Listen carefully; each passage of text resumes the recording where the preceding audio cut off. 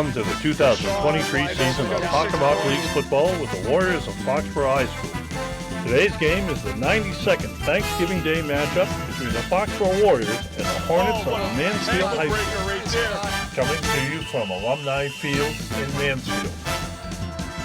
He's carrying guys. Look at this kid is a bull. Bringing you all of today's exciting football action are Doug Seuss and Pat McGuire.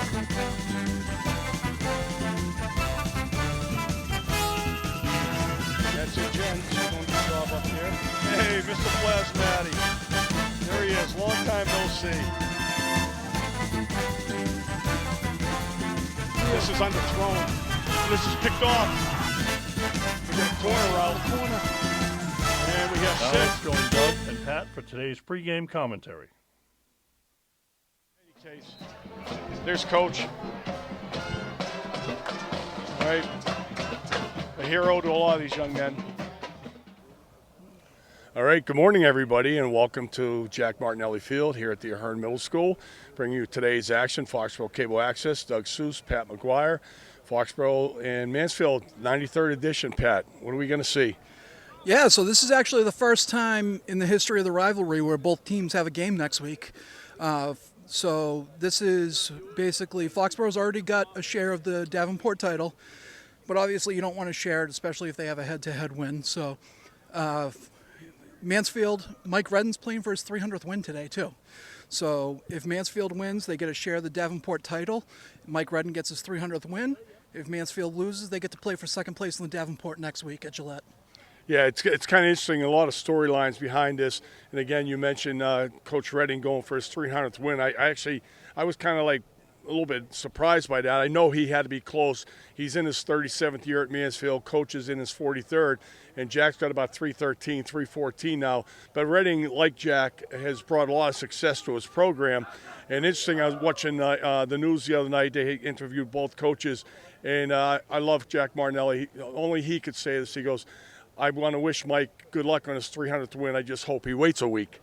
Yeah, absolutely. And, you know, he's from North Attleboro, so maybe he'd rather get it against North Attleboro. The funny thing is, I was looking through this rivalry, especially since 2000, and 13 or 14 times one of these teams have had to play in the state championship the following week, which is wild when you think about it. Not a lot of rivalries within the league there. Mansfield's pretty typical year. When they do pass, they pass out of play action quite a bit. But they're going to run your wing tee very similar to Mansfield teams of the past. And be interested to see how Foxborough looks in those uniforms. Looks like they were just purchased. Yeah. Well, last week we got to bring you the Hanover semifinal game. Phenomenal finish to that game. Actually a great football game all the way around. Not a lot of scoring, obviously. Not a lot of possessions. Each team only had the ball twice in the second half. Foxborough obviously made the best of both their possessions in the second half, scoring touchdowns on both. Are we going to see a higher scoring game today, or do you think this is going to be low? I think the weather is going to make a factor later on, but what do you expect? I think we're going to see a lot of the running game. What is also interesting is Hanover had a great game plan. They executed it very well, and I'm willing to bet that this Mansfield team has seen a lot of that Hanover tape and sort of going to try to imitate what they did on the defensive side to try to put a bottle on things. I don't think it's going to be too crazy. I think we'll be under 45. Okay. And again, both teams are playing next week in the Super Bowl. Hockomock League has 4 teams in the Super Bowl, which is just unheard of. Shows you the strength of our league, but also shows the strength of our schedule. The non-league games, Foxborough started 0-3. Mansfield has some early season losses as well, but both have reeled off because they're showing their true colors right now. Both are well coached. Both have a lot of talent. And this really should be a really good game. Yeah, absolutely. 2 of the 3 losses were teams that are in the Super Bowl, and the other team was in the Final Four. So that strong schedule really pays dividends. And I think, like we said last year, football players play football, and I think that both teams really are focused on winning this game and letting next week take care of itself. So I think we're going to have a good game. All right. Well, there you have it. There's our pregame, let's say, synopsis. That's a good word, I guess. We will join you live from the booth in a little bit. And right now, wishing everybody at home a happy Thanksgiving. Spend your time with your friends and family. Have a great day. All right, welcome back, everybody. Thanksgiving Day. Happy Thanksgiving to all you folks at home and everywhere around the world. Doug Seuss, Pat McGuire to bring you today's action on Foxboro Cable Access. Right now we have the coin toss going on. You see the captains from both Mansfield and Foxboro out at midfield. Mansfield gets to give the call. And it looks like they may have won the toss. We'll see what they're going to do.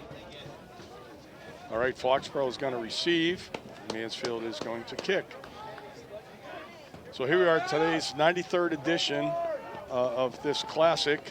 I was thinking earlier today that this is like the 50th Turkey Day game that I've seen or been involved with in some sense. Foxboro will receive 50 years. Wow. It just went by in a blink. So we're about to get underway. We'll have the national anthem. The band is here for Foxboro, so you'll be playing the national anthem. We didn't do our score predictions. Oh, yeah. All right, Pat, let's get that out of the way real quick here. 26-14, Foxboro. 26-14 Foxboro. I'm going to go a 1-point win. I'm going to say 21-20 Foxboro. I think this is going to be a battle today. Both teams heading to the Super Bowl, but resting nobody because they are playing for the Davenport title of the Hawkmock League. Well, I think a factor of it, too, is, I mean, Mansfield has a little more experience with it, but they have also been bitten by the injury bug on Thanksgiving when they had a state championship to play afterwards, but back then they were doing it conservatively. Sure. And I think that he sort of evolved to the football players play football. Can't play scared. A little shout out to our active and retired military folks out there. We're going to have the national anthem in a second. The national anthem will be performed by the Foxboro Marching Band led by drum majors Nola Gooch and Haley Kornbluth, and it's directed by Mr. Aaron Bush.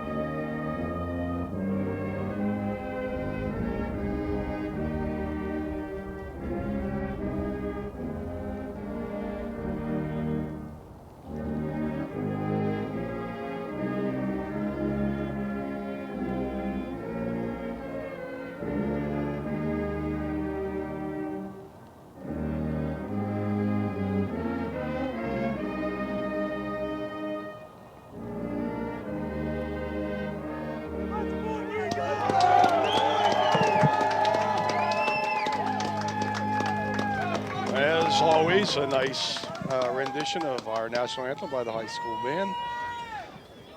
And Foxboro wearing brand new gold jerseys today with very nice navy blue numbers, easy for us to identify players.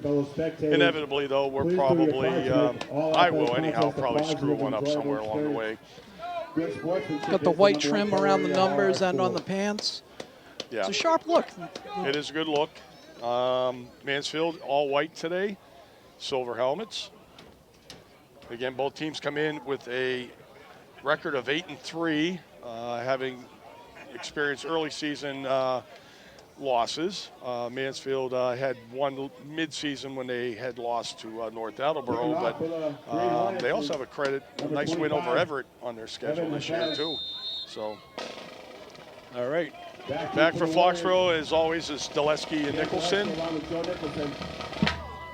And kicking for Mansfield was Josiah Lewis. Josiah Lewis is on Foxborough. Oh, I'm sorry, I got the wrong side. My apologies. Evan Hefez.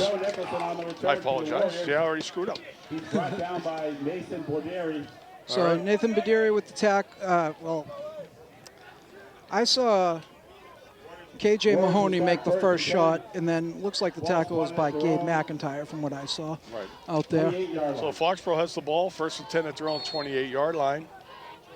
They come out. Angelini is the setback. We have a tight. Oh, we got Mansfield offsides already. We'll get a free 5 out of that. Give them a short 1st and 5 then. Mansfield's game plan probably be very aggressive on the defensive line, because best way to stop the run is to get that penetration with the D-line. All starts with them. First down and 5 for the Warriors. They do look athletic out there. They have some size, but that line looks very lean and mean.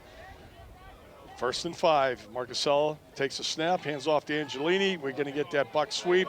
Angelini's going to have a 1st down. Angelini on the carry. They're going to give him, yes, he gets the 5 he needed, so it'll be 1st and 10 again. Foxborough this time at their own 38-yard line. Chris Holtz from Mansfield doing a good job right there, setting the edge. LaCroix coming in. Oh, I'm sorry, that's not Holtz. Holtz was the other guy. So that was Matt Turingini, QB, outside linebacker, one of their captains. All right, 1st and 10 Foxborough. Again, we have a different look. We get trips to the far side. Zaleski's deep. He's very deep. This could be Angelini's going to get balled up here. Not a lot of running room there. He's met by number 23 from Mansfield, Gabe McIntyre, as well as 56, Curtis Riley. Curtis Riley on the tackle. He gains 1. It'll be 2nd and 9. Yeah, I just noticed that Zaleski set up over there. It almost looks like they could, somewhere in this game we may see a double pass out of that. It's a possibility. Zaleski, actually a former quarterback who's been playing slot behind Mike Marcusella as quarterback. He is the backup in a sense. All right, 2nd and 9. We're going to see Angelini once again. We see O'Keefe and Hassett leading through. Yeah, and LaCroix as well. O'Keefe and LaCroix as always on that buck sweep. Gabe McIntyre with another tackle. He gains about 4. He gets out to about the 40. So we're going to have a 3rd and 5. Last week, Foxborough opened up against Hanover running left predominantly, which is not usual for them. And today we're back to it looks like our custom right side. So McIntyre's got a lot of tackles, but he's a corner. All right, change in play here. Signal coming in from the sideline, audible. A little bit of confusion looks like on Foxborough's part. The players looking.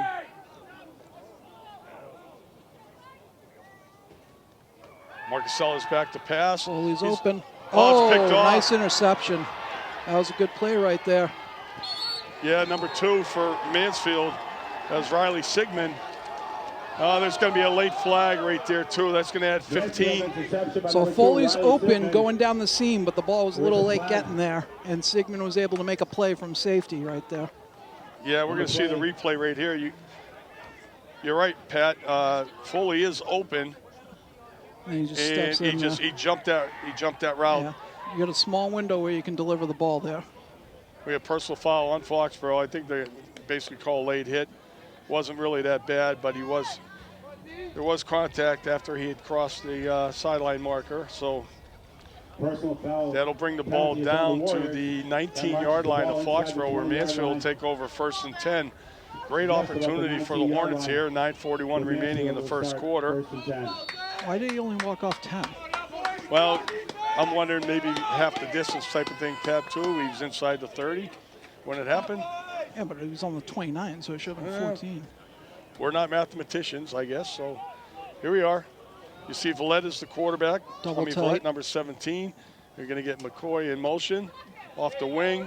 He's going to get about 5 yards out of that. So McCoy's their guy. He's the guy that's going to be, like we say, the straw that stirs the drink. So Sean McCoy is their go-to guy. He'll be getting a lot of the carries. He's the one that gets all their touchdowns as well for a large part of it. They're going to lean on him, and as you saw that first play, that was just your classic wing tee with the orbit motion. 2nd down and 6. At the Warriors' 15-yard line. They gave him 4, so it will be 2nd and 6. Foxborough's already in a 5-man line. All right, and they got other guys in the up back box. here is Donovan Minton. And Here's we the get a little pass. play-action pass. Villette's going Good to the end coverage. zone. Great coverage. We got nothing there. Double coverage by Foley and Foxborough. Hassett with great coverage right there. So we're going to have a 3rd and 6 now. Foxborough had a little bit of pressure coming in at the last second on Villette. I didn't catch that number, but looked like it might have been our D end. I think it was D. Gaffney. D. Gaffney. Yeah, because we have Palmer to our side. So Turigny is listed as a quarterback, but he was the one that was out in that route. Yep. So it looks like their actual quarterback is Tommy Vallet, who's a junior. There goes Badiri in motion. Badiri's going to take the handoff, and he's going to be met by Gabe Boulay. Boulay steps right into that hole, makes a solid tackle on Mason Badiri. Boulay making a great play, but also the Foxborough defense blowing up that block right there. I think it was Caden Hassett. There we can see reverse angles. No, it's Diaz and Hassett. Hassett was up from his safety spot. Yeah. Good call on that one, Pat. Diaz and Hassett both blowing up the lead blockers, giving Badiri nowhere to go. Well, it looks Mansfield's going. They're not lining up for a field goal attempt here, so we have a 4th and we're going to say 7. It looks like he might have lost a yard there. I'm not sure how strong their kicking game is, but also the fact that we're on natural grass and it is a little bit slick out there. Right. I see the umbrellas have been popped, so. Again, Foxborough's got to be careful of jumping off sides here. You don't want to give up a free 5. We got a timeout. Mansfield's probably going to call this one. I believe yes, they do. Yeah, it looks like Coach Redden saw something he didn't like with the defensive personnel that was out there. Well, this is a big play here. I mean, my guess was he had some sort of run called.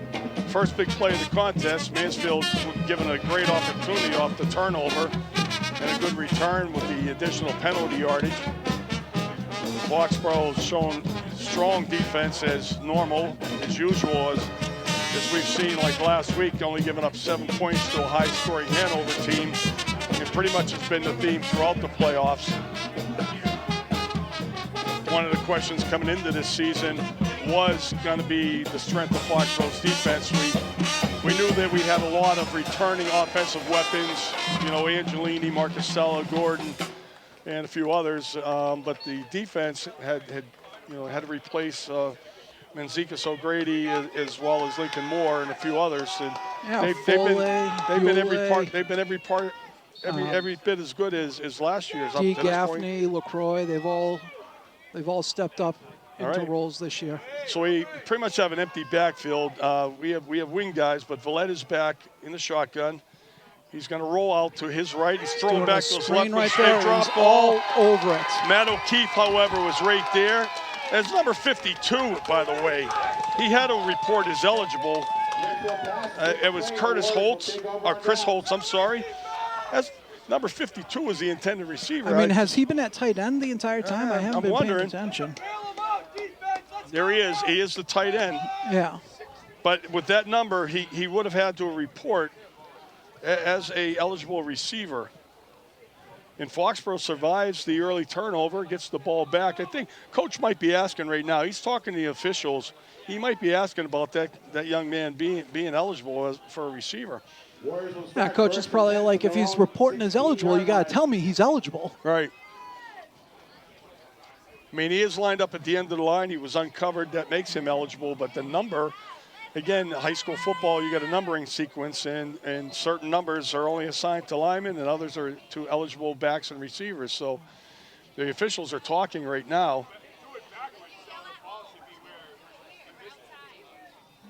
Oh, that's what they're probably arguing about. Yeah, so it looked like it was going backwards. Maybe we can get a replay on that. So it should have been almost like a fumble. Well, if it was going backwards. I thought Villette had a deep drop. All right, we're going to see a look from up top. You see where Villette's at. Villette's back another yard behind him. I don't know. That looked like he was on like the 21 and Villette was on the 22. It was close. I'm going to give him the benefit of the doubt and say it was All right, we're going to have one let's more see. look. Watch where Villette releases this ball. All right, so he's at All right. this is a good look here. Villette's at the 23-yard line. 22, yeah, and he throws threw it it forward. Yeah, that's a forward pass. Good job by the truck there and the crew. Eyes don't lie. Here you go. There's a forward pass. Forward pass. Yep. Yeah. It's tough, too, because they don't have the benefit of the replay, so they're trying to figure it out there. Well, the longer they talk, the closer we get to rain coming in. So let's speed this thing up, boys. What you're talking about here is you're talking a difference of about a yard. It's 5 yards. They're at like the 16, 17. Now.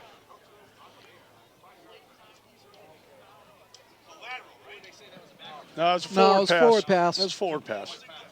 Yeah, it was an incomplete pass. It was forward. Yeah, we saw it on the replay. Got a good angle. Yeah, that's what they're talking about. It's either that or they're talking about what they're having for dinner, one or the other. They're probably talking about whether they like linguiça in the stuffing, just regular stuffing, or sausage in the stuffing. That's it. So Foxborough, regardless, Foxborough takes over, and they are going to start at their own 16-yard line. Good job by the crew getting it right. Good job by our crew getting it right, too. Yeah, that was a great angle from the sideline there. All right, back. Foxborough's second possession now. Again, Angelini is the lone back. He's going to take the handoff. We're trying the right side once more. He's going to dive ahead. Badiri in on that tackle. 61 as well from Mansfield is in on that action. That's Nate Paler. So the thing with the Foxborough running game, and we saw it last week with Hanover, is it's kind of like when you're watching like a hockey game and the ice starts to tilt when you spend more time in the offensive side. So the offensive, the power running game, you're getting those 2-3 yard pops, and then when the field starts to tilt, they start becoming 6-7 yards, then they start becoming 9 or 10. Here we go again. We get a block by Foley this time, but once again, Riley Baller, number 33, on the tackle. All right, we have a third down and 6. Torigi's making a lot of tackles, too. I mean, there's nothing fancy here. Foley's coming across the motion. Yeah, I mean, it is a counter. Right, and you actually have Sacchetti, number 5, there is another lead blocker. So 3rd and 6, and we got a draw play. And this worked last week for the touchdown. Angelini's going to be shy by about a yard, though. Foxborough's more than likely punting here. Great play by the tight end from Mansfield there. You see, he's the defensive end. You see the middle open up there. Yep. There's O'Keefe downfield blocking. Suarez right there too, but he needs less than a yard. Well, Foley checks back in. They're running it. This is normally where we see Foley getting that quick fullback dive. Mansfield going to call another timeout. Yeah, they got to call the timeout. Too many guys on the field. They were about to get 12 men on the field. At least 12. Yeah, they were about to get 16 men on the field. Right. They had 4 guys over on the sideline running for their lives to get off the field. So the Warriors did a really good job. The coaching staff getting the subs for Foxborough out onto the field quickly to set up for that short yardage situation. Mansfield, obviously, was thinking Foxborough's punting. Yeah, I mean, they're on their own 25-yard line. Yeah. But it is short yards. You're a power running team. And I noticed Marcasello was under center right there too, Pat, which we don't see very often. Last week, the turnover by Hanover, which really determined the outcome of the game, they needed the same scenario. It was less than a yard. And they were in shotgun and bad snaps, so on and so forth. But even then, it's just like go underneath center. You can fall forward, especially if your line is big and strong like Foxborough's is. Mansfield equal to the task, though, with their defensive line. Mansfield's got some beef out there, and they're do. loading up on the side by O'Keefe and Balday. Marcasello going long count here, trying to draw him possibly. They are going, and he's got it. Ooh, I don't know about that. No, he's going to get a good spot. The guy on this sideline is giving it to him. We're going to have a measure. No, I think we got it. I think we got a good spot here. That's a first down. I mean, they're on the yard line. Yeah, they're right on the yard line. They know it's over because they're over the yard line. Right. All you got to do is. Foley. Yeah, Foley carried that. Foley carry. Foley. 22. Last carry by Ryan Foley. Refs are asking for a measure. Well, I mean, assuming that they have they did a straight lines with the hash marks here. Right. We should be by about a football. Well, the chain crew needs a little love on Thanksgiving as well. Yeah, not even close. So. I tell you what, my eyes are working so far today. Yeah, you must have had your carrots or something. I must have my carrots. I'm 2 for 2. All right, big first down gamble pays off for the Warriors. 1st and 10 now at their own 26-yard line. Ball at the 26-yard line of Foxborough. Foxborough has 3 wide to the Mansfield side, the far side for us. And we're going to see Angelini once again go into the middle. There's a host of white jerseys here. Again, Badiri's at the bottom of that pile, I believe. So the problem here with the running game is that number 18. Let me check Mansfield that. keeps squeezing Evan down Schultz. that hole more and more. So the amount of distance that the guards need to cover to get that first kick-out block is getting less and less, which is not giving them the room to run. What they need to do is that first point of impact with the kick-out block needs to be about where the ends are lined up, not where the tackle is. All right, again, Foxborough spread wide to their left. And we're going to see a quick pass to Dulesky. He's got a little bit of room. He's going to get a first down here. Nice blocking by Gordon. Just go upfield. Go upfield. There we go. This is what Dulesky does. He's out near the 45-yard line, but this is what Cam Dulesky brings to the game. His feet are electrifying. Yeah, he's shifty. Great job blocking by Gordon downfield. Yeah, we've seen that a lot lately lots out of of room. Nolan Gordon has been right blocking there. fantastic. Look, and then still staying with him. Does he look like he's skiing on a mountain right there? Here we go. All right, we're getting another audible call. Coach Carew signaling something in. Gordon's going to come to this side. Back-to-back first downs by the Warriors out at their own 44-yard line. 4:20 remaining in the first quarter. No score. And we're going to throw again to Dulesky. And watch this. There's a little stiff arm. He's got 10+. He's about 13-yard gain on that one. Yep, they see something over there because they want to move Gordon over to the other side. Isolating Dulesky out there. Quick. Goes downfield. Right. Little hitch. That's just 2 steps off the line to see what the defense is going to do. Yeah, the reason why the difference between that and the bubble is by him taking those 2-3 steps downfield, that forces the defensive back to go into their back pedal instead of coming up hard when they see it. Right. And now we're going to go back to Angelini. We got our guards pulling us all. Angelini's got an edge, but a great tackle out there. Is that number 2? Yeah, it looks like number 2. It is number 2. So that's Riley Sigmund. Sigmund on the tackle, an open field tackle. Short gain for Angelini, which that looked like it was going to go for more. He picks up a couple yards there. Look at Sigmund coming from his linebacker position all the way across the field. Really nice job. Gain of 3, actually.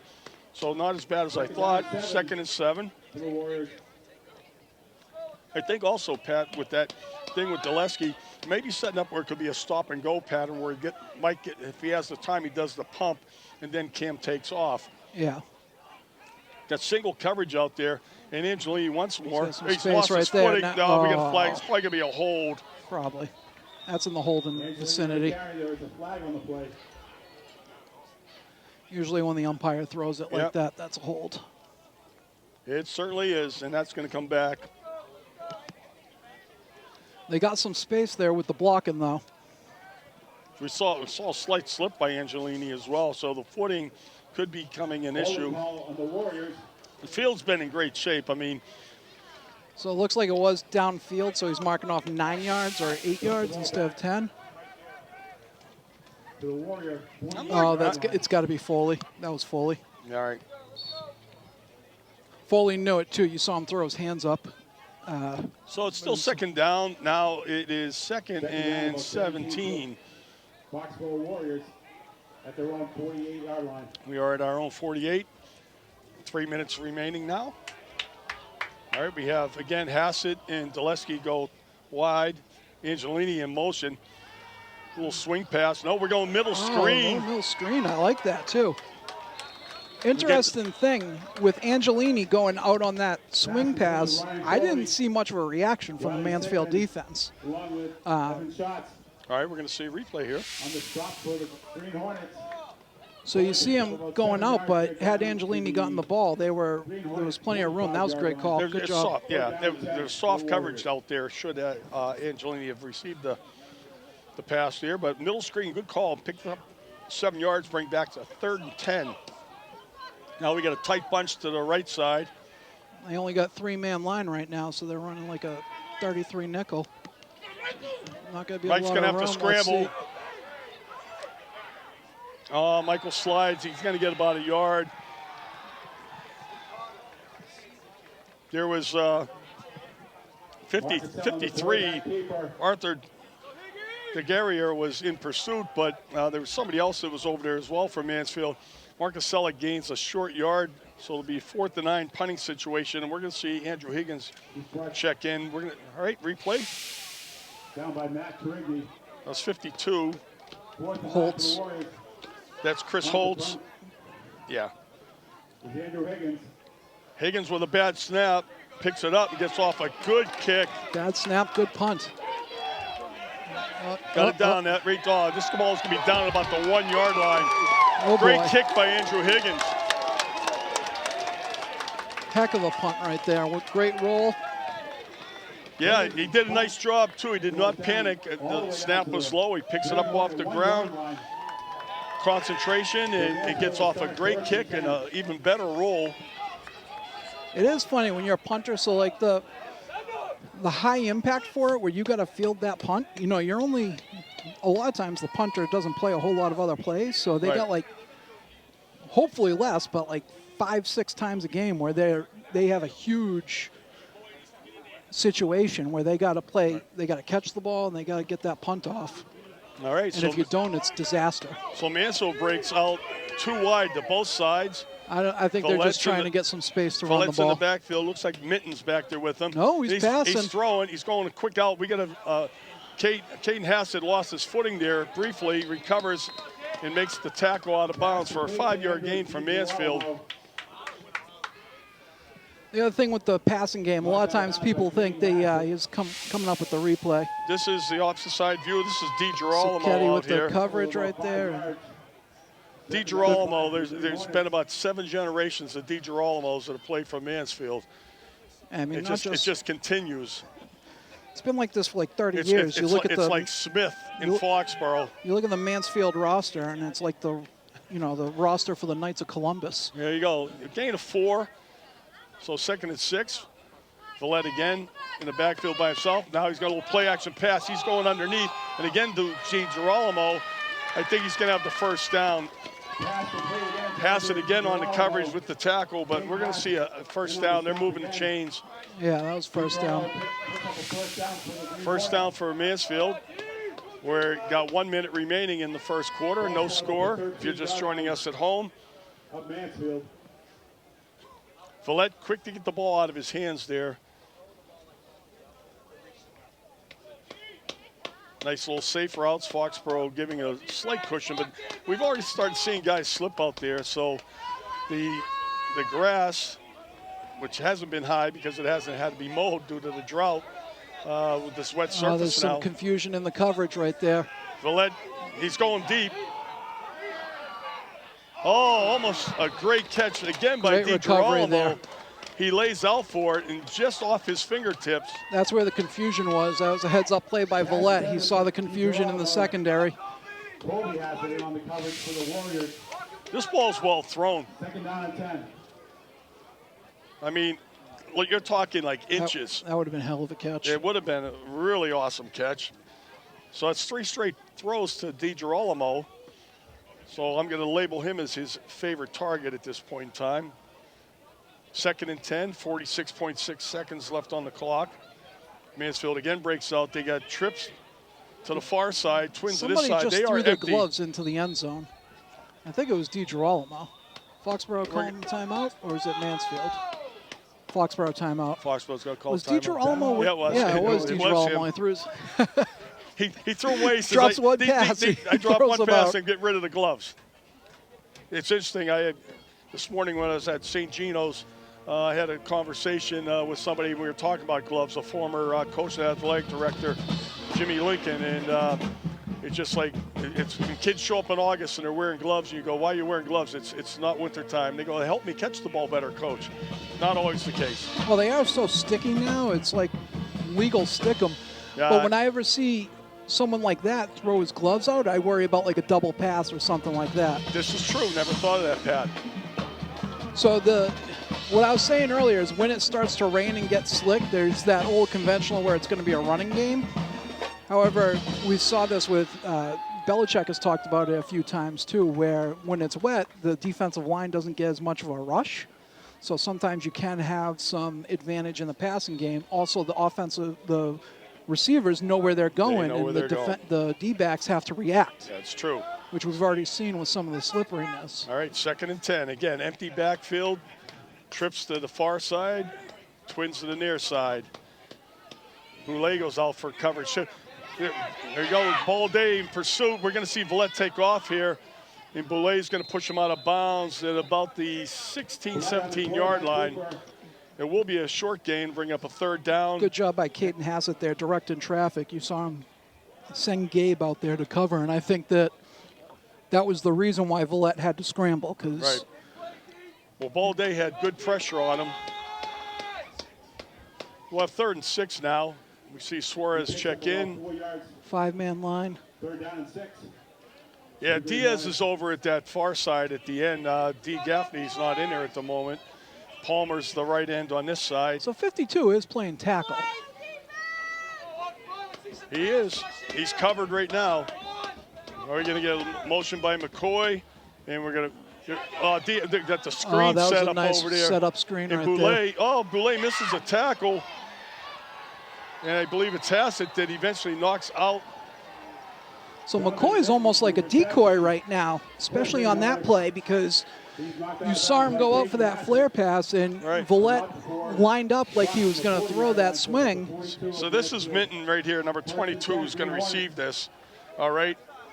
He swings across in the backfield. Yeah. Now, Boulay has a chance right here.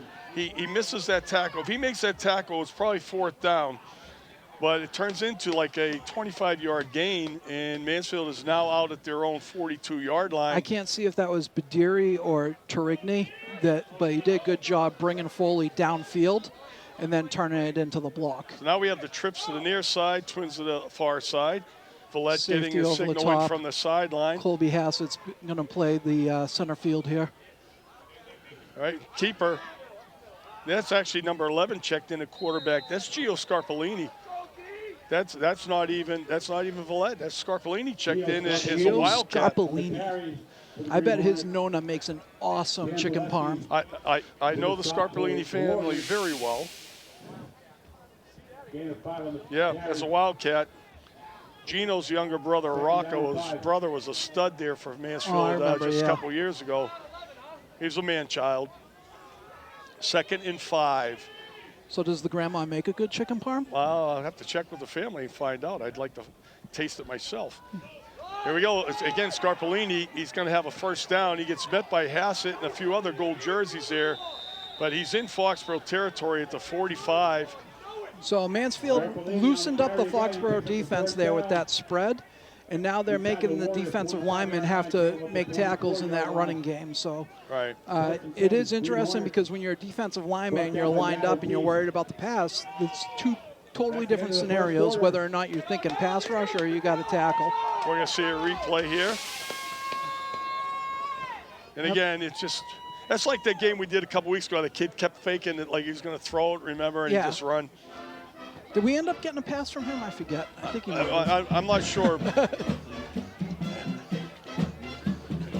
So certainly is nice Luckily, it was raining while we were in Foxborough, so Right. we're undercover. Last year, it would have been rough if it was up on raining. that roof. You know, I'll be curious when we go over there next year, Pat, because they have redone Alumni Stadium over there, and I'm just wondering what the setup is now. They put additional bleachers in, and maybe the press box is better, and maybe we would actually get an inside seat. But we're a year away from finding that out.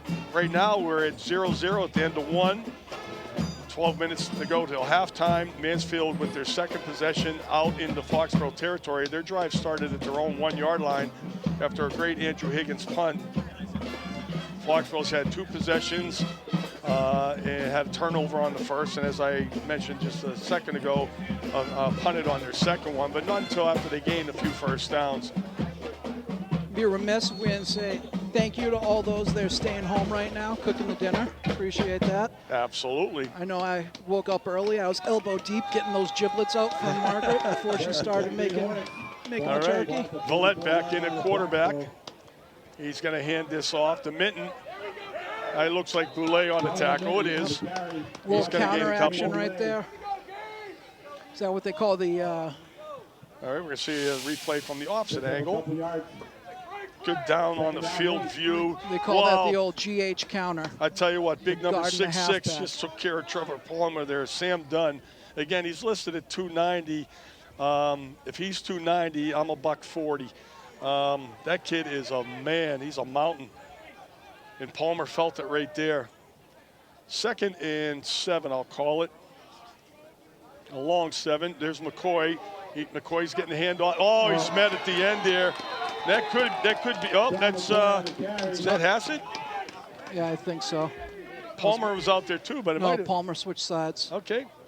No, it wasn't Hassett. It was D. Gaffney. We're going to see right here. Yeah, it was D. Gaffney making the play. You got Foley. Oh, you can see Hassett come up here. Yep, D. Gaffney coming off the block and making a great tackle, and Hassett helping him out. All right, a loss of a yard. We're going to say 3rd and 9 now. Ball's at the 43 of Foxborough. So back-to-back plays. That was straight Defense has power, stepped too. up. There was no misdirection on that one.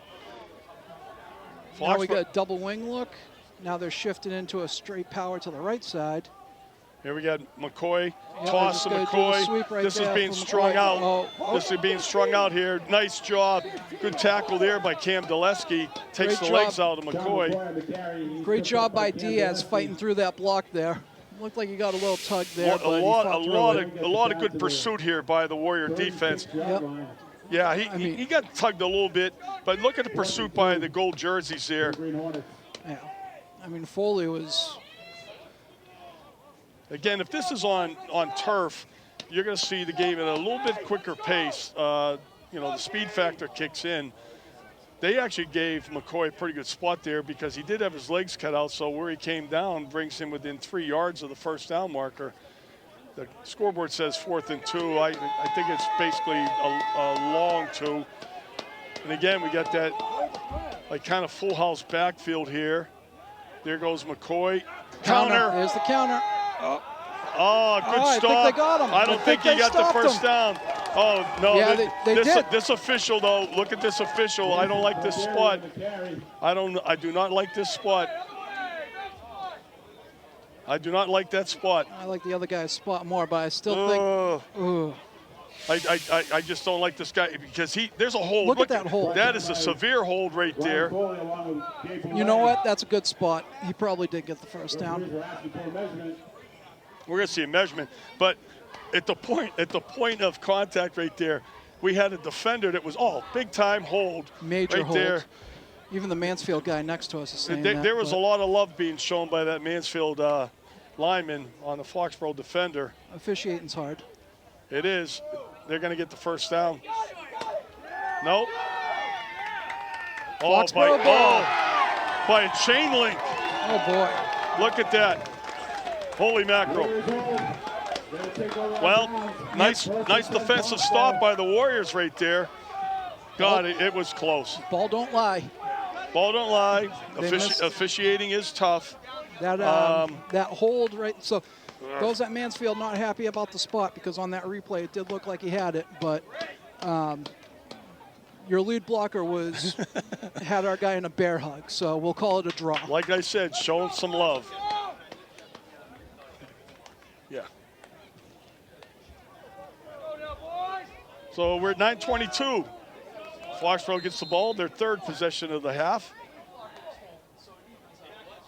And Angelini's coming left side this time. And again, there's a host of white jerseys there for Mansfield. Boy, Mansfield's making no bones about it. Their philosophy right here is they got to stop Angelini. The question is how that's going to open up things for other guys. 2nd and 9. Ball at the 40, check that 36-yard line of Foxborough.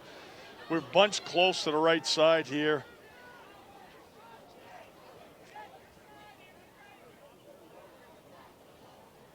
All right, change in play. Little bootleg by Marcusella. He's got Gordon, but no. Oh my goodness. Yeah, Buell going out there. Nate Fernetti right there could have had an interception. Not sure what Michael saw there, but he had an open receiver. And number 4 for Mansfield, Fernetti, basically almost come up with a pick. 3rd and 9. All right, we're going to see the end of this play. We're down 9. I mean, that was bracketed coverage right there. I think Michael was hoping that the linebacker was going to go try to meet him at the point of attack. Yeah, he did have Boulay open, but he would have had to put a little more air under that ball, a little more touch to get that there. 3rd and 9. Empty backfield. He's got time. Hassett slipped coming out of his break right there. Great coverage on Gordon there by Darian Sanders. Sophomore. Darian Sanders knocks the ball away. You see him slip right there on the break. Yeah, he did. Oh, that was Gordon. Yeah, Gordon on the break, and Sanders on the coverage. So once again, Higgins will be punting. We have McCoy back, and I believe it's Minton. The Green Hornets. Could be Jacob Pereira, actually, too. Nice high kick here. Again, with a very good bounce. They have Sanders actually back there with McCoy. So another good punt from Andrew Higgins. Mansfield's defense been playing very well, and they'll take over at their own 32-yard line. 8:19 remaining in the first half.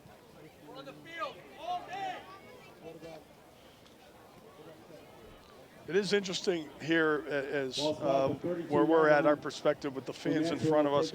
It is amazing how many Hall of Fame coaches we have in front of us here, Pat. What do you think?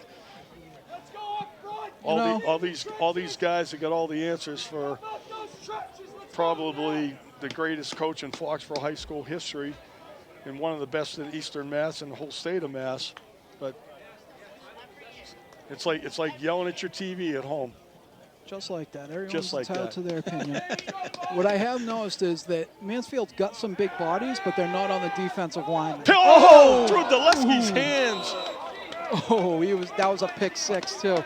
I think our intended receiver did slip on that. It was Darian Sanders. Sanders was the receiver. He may have lost his footing, but Daleski had his eyes on that. Oh my goodness. This was almost identical to what just happened a minute ago. Yeah. We got a slip. Oh, and it got tipped by O'Keefe at the line. All right, 2nd down. No harm there for Mansfield. Yeah, I was like, why was that ball really nowhere near? And it's because O'Keefe got a hand on it.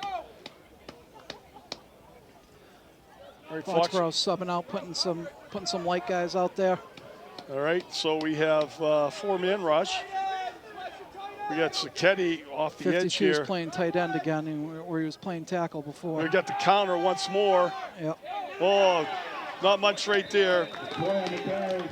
Again, you see Foley in on the tackle, but Hassett as well. Caden Hassett's really coming up hard. He's brought down by Ryan Foley. And D. Gaffney coming over from the other side right there. We're going to see D. Gaffney must have seen that from the beginning right there. Oh, yeah, he saw that, and oh, no, it was mostly in the and then you see, again, Caden Hassett comes up like a truck. very unfair him getting that penalty last week too. I mean, when Textbook. the more and more you watch the replay of that game, I mean, it happens so fast. The officials got to do what they got to do. But when you watch it, he literally was one step away from that receiver when he made contact. But we ended up winning. That's all that really matters. And we're going to have another timeout by Mansfield here. Mansfield burns their last timeout of the half.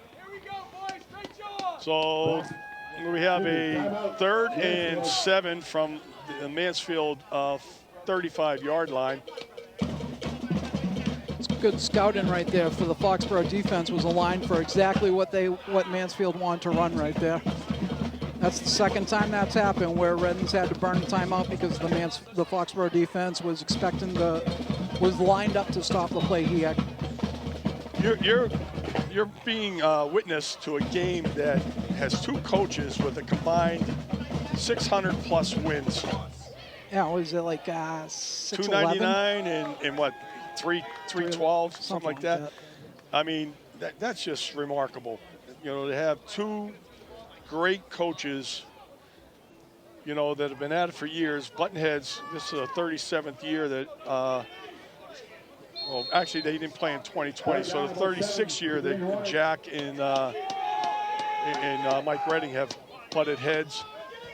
McCoy in motion, and Valette, he's out in the flat. He has a receiver out there. Is that McCoy? No, it's DiGirolamo again. I wonder if Dulesky lost his footing right there because he wasn't able to make a play. That's going to be a first down. All right, we're going to see the reverse angle replay. Again, thanks to Foxboro Cable Access, we have this capability. Covering that, and no, just went low with it. Yeah, he sat himself down in the open zone, found a pocket there in the defense.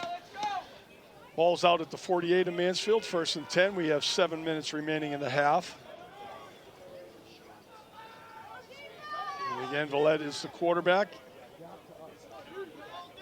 We get motion by McCoy. This is the handoff. Flea flicker. We got the flea Number flick. 2. Caden Hassett. He dropped Great it. job. Oh, that's what? a tough call. Seriously? That's a really tough call right there.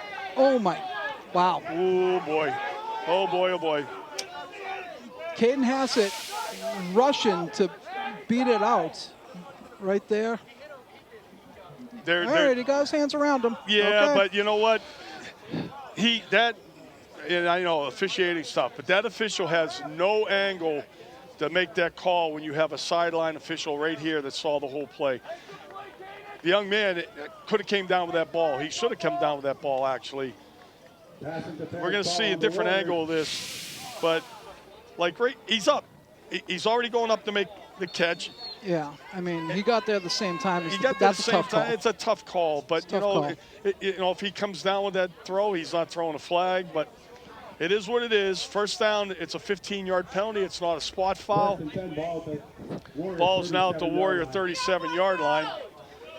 Yeah, that was one of those situations where the call's technically right. It just doesn't feel right. Yeah, it just doesn't feel right. Mansfield again. But you only get 15 yards, so yeah. At least that's better. That was their home run play, and they called that looking for a touchdown, and it was only There's 15. McCoy Good play again. by Caden. Boulay runs right by him in the backfield, and McCoy's going to have a nice gain of about 8 yards here.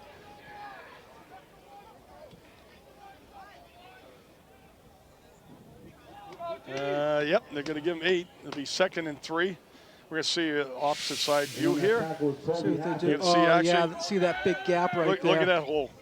Yeah, the alignment was it. Balday was aligned to the left, so there was that huge hole for them to run through. And again, Hassett on the tackle. 2nd and 2, ball at the 29 of Foxborough.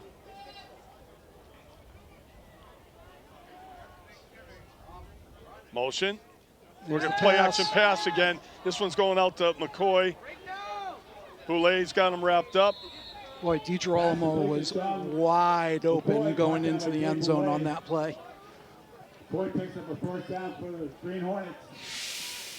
Is the replay. Yep. Little delay. You got McCoy lined up as a wing. Get that first down. That's all it was. It's a little delay pattern. So DiGirolamo was coming from the inside, and he was running a deep corner, and it was there. Didn't see it, though. First down, ball at the Foxboro 22 now. Mansfield's bunched tight. We do have DiGirolamo If I see a motion, as a tight end on this side. There goes McCoy, the counter there's play, the counter, yep. and Boulay on the tackle. Ball day as well. 22 was that's Donovan Minton on the carry on the counter. Gets a yard. I had a feeling that was going to be a counter for it, but I thought they were going to do it the opposite with McCoy getting it. That's the problem with the counter is your guy. You can rarely give the ball to your guy on the counter.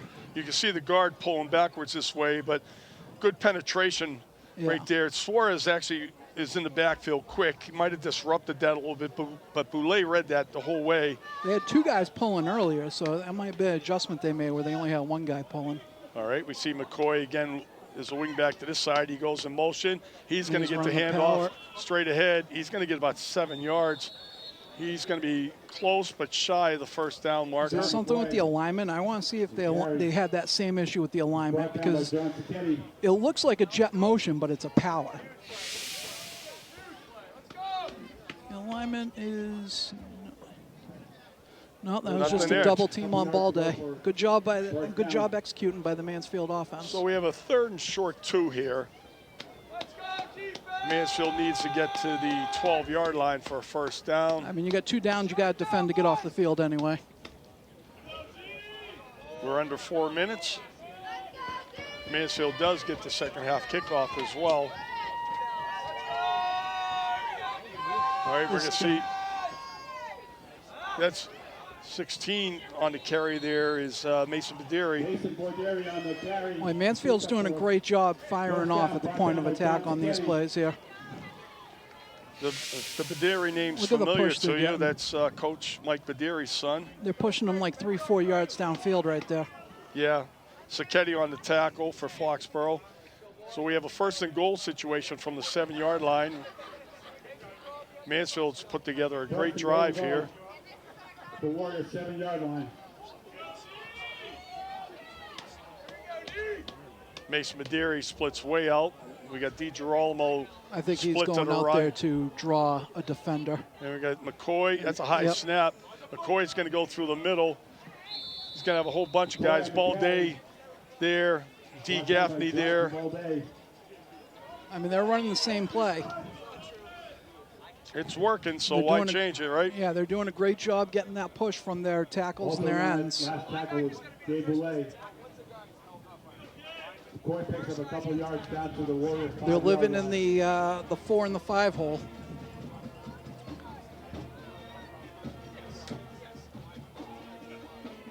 .230 remaining in the half. Mansfield with a 2nd and goal from the 5 of Foxborough. Villette back in an empty backfield with the wing backs to both sides. He's back. He's going corner. DiGirolamo. What's this? It going to be roughing the passer? It's going to be roughing something? the passer, probably. Got to be kidding me here. What's going on? All right, that's not interference by any means. The flag's in the backfield, so it's either holding or roughing the passer. There's a flag on the play. Boy, you could use a holding call. I'd love to see. Mansfield's telling me it's a hold. I'd love to see a holding call right here. Yeah, it is. It is. Oh. All right. There we go. The receiver fell down, so you got nothing out there. Oh, yeah, there's Matt O'Keefe getting tackled right there by Holtz. That's a big penalty. It'll be repeat of the down, but they move it back. Move that thing back 10 yards. Yeah, they moved them back from sniffing distance to spitting distance. There you go. So the ball is at the 15 now, Foxborough. It'll be 2nd and goal from the 15. At the Warrior 15-yard line. Now, it used to be back in the day, a game like today, everybody would be changing out their cleats and putting in longer spikes, but they don't make too many of those replaceable cleats anymore. No, they don't. Everything's molded. Yeah, because everything's on turf usually. 2nd down. 2:16 remaining in the first half. No score. Mansfield threatening here. I think they're going to get a play action off of it. Nope, they're just going to go straight pass. Little whip route, whip and go. Hassett, DiGirolamo, once again, the intended receiver. Hassett was all over that. That was the double move right there where, I don't know, maybe it was a sluggo, slant and go. It looked like a whip, and then he went. Oh, it's on the other side. There's the pass for it. Yeah, Caden Hassett had the best position to receive that ball, but it was deep anyhow. Had he caught it, he would have really had a difficult time getting a foot down in bounds. Mansfield receiver hit him before the ball got there. Should have been an offensive pass interference. You're not going to get that call, Coach. Officiating's hard.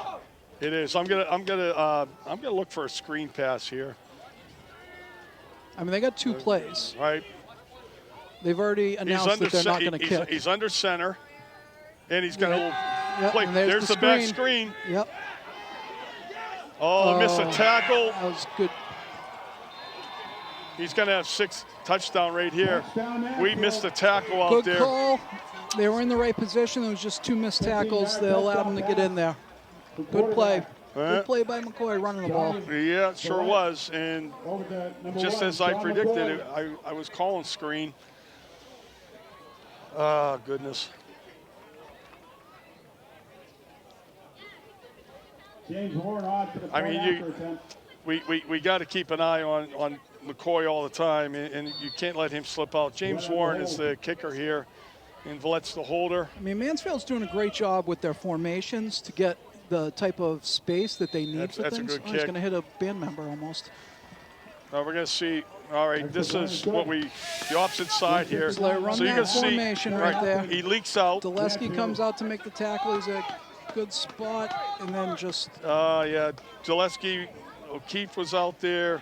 Boulay, but just. He had a lot of space. He had a lot of space. Open field tackles are some of the toughest tackles you're going to make. Other than when you're being blocked, like double teamed, it's tough, especially a good running back like McCoy. All right, Mansfield gets on the board first. We have 1:59 remaining in the first half. And Foxborough does have time. They have a couple timeouts remaining. Mansfield gets the ball back in the second half, so do. We might not have any shenanigans here. If it was Foxborough ball in the second half, I'd be worried about shenanigans. We got a nice kick here. This looks like Nicholson, it is. And he finds a seam. Nice little return by Joe Nicholson out to about the 34-yard line. Yeah, no tackle by Fournette. See if Foxborough can muster something here in the last minute and 52 seconds. 4-yard line with the Warriors to start 1st and 10. Bottom line is they want to get the ball moving a little bit. All right, Dulesky, you see here, is going to be his lead blocker. And the important thing here is that he gains positive yardage without any flags that would have negated that gain. So delayed. That play looks familiar. And there it goes. A good block. Another good block by Gordon downfield. That was the play that got them the 76-yard touchdown against Hanover. They've run that a couple times in recent games, a little counter draw. See, what really makes this play so effective is the quarterback's motion in the backfield. Because now the quarterback, see, watch Michael here. It looks like they're going that way.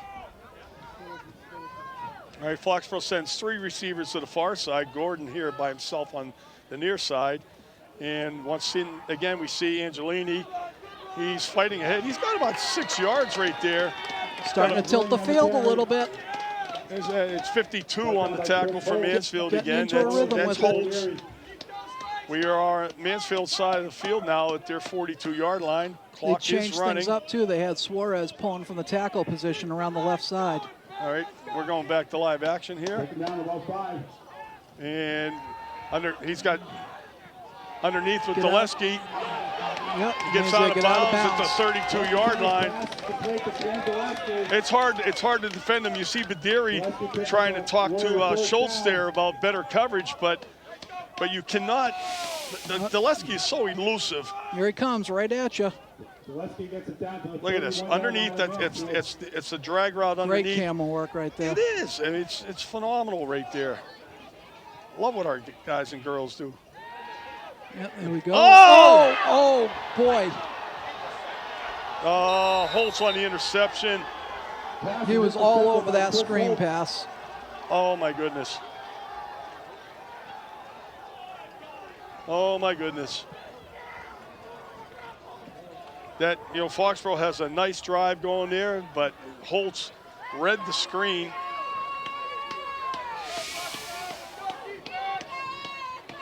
Nicholson right there. They set up the screen. Yeah. And, yep. He was all over it because Balde was getting downfield for it, and he didn't try to rush it. I was just going to say that Balde released real quick. I mean, that was a smart play by Holtz. Sure was. That was a good play by him. He's made some really good plays. And we know he can catch because we already saw him lined up at tight end. Yeah. And we threw it to him. Well, Mansfield snuffs that one out and gives themselves a shot here with 1:05 remaining in a half. Good news is they don't have any timeouts, so they're probably going to be throwing the ball. All right, we're going to see a little shift in the backfield, and Villette goes back, and pressure, but Villette's going to scramble out. Boulay drills him. There's going to be a flag. Oh, yeah. Oh, yeah.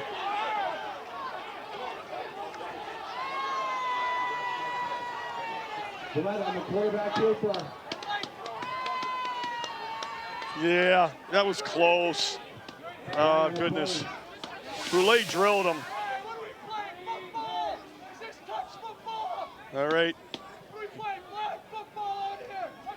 He is out of bounds. He's out of bounds by 2 yards. Wait, it was a late hit.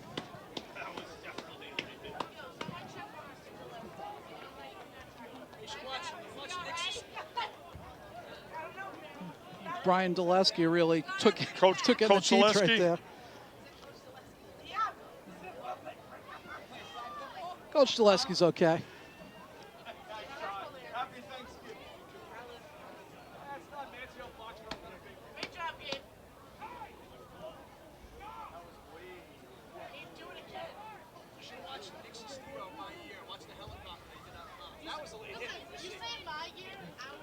Yeah, he was out of bounds by 2 steps.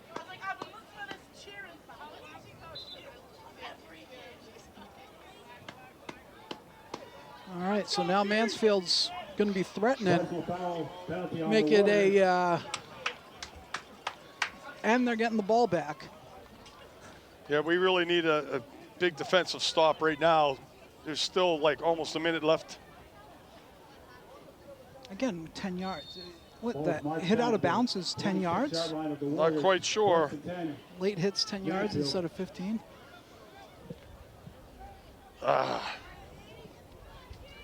The emotions sometimes get the best of you, but you do got to play under control. All right, Mansfield, there goes McCoy.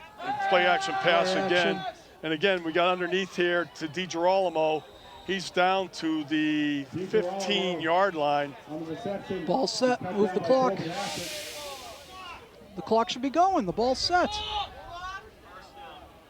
Yeah, for the ball to set. First down. Villette back. Again, quick hitter out there to DiGirolamo. They're going to stop the clock with him diving out of bounds. DiGirolamo again on the reception for Mansfield. Joe Nicholson. So traditionally, people a lot of times you'll see on the college game where it's the clock stops for the chains to reset, but it's actually for the ball to be set. I mean, Villette gets this out of his hands quickly. Oh, it looked like his knee was down. You're not getting that call right there. He stretched out of bounds. I know you're not. Yeah, that knee. Oh, wait, maybe his hand hit first. No, I don't know. It is what it is. Foxborough being tested right now. Can afford to give up another score here.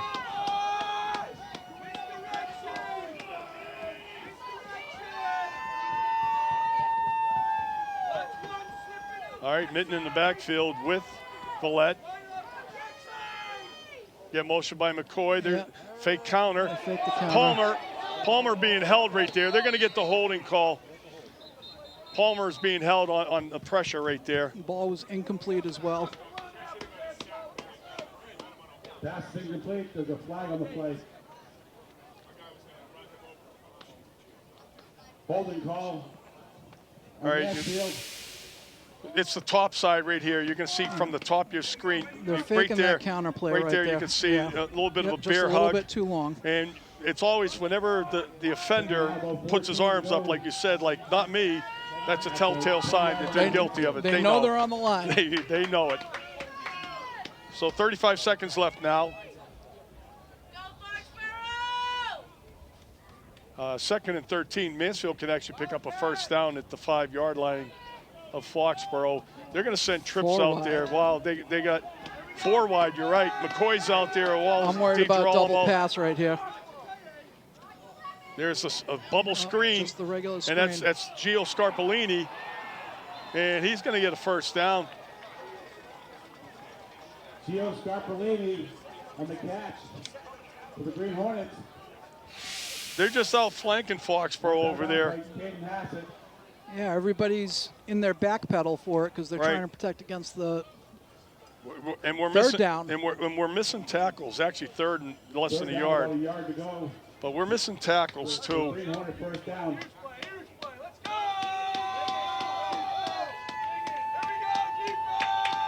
I don't see anything special here.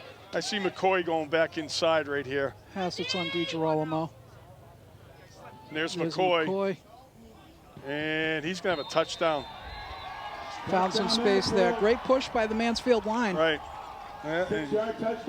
Again, unfortunately, I called it before it happened. Not good.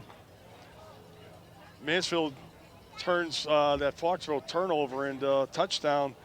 Good clock management, too. They Very did it good in like clock 40 management. seconds. No timeouts, 40 seconds, get on field.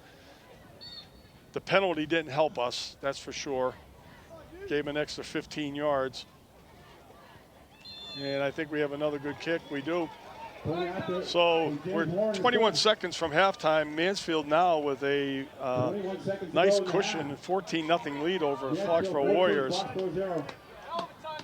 All right, you can see the replay right here. Nothing special. They've been running this all game. They get very good blocking right there. And you just see McCoy strong, keeps his legs moving, and nudges his way in from 5 yards out.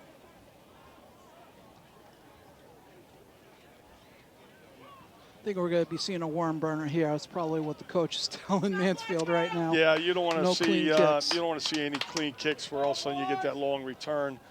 A lot of clean white jerseys on that kicking team, though, from Mansfield. Back kick for the Warriors. Cam Dulesky, Joe Nicholson. Nicholson and Dulesky back. There's the short up kick. Go with it. Well, Aiden Waller on the return.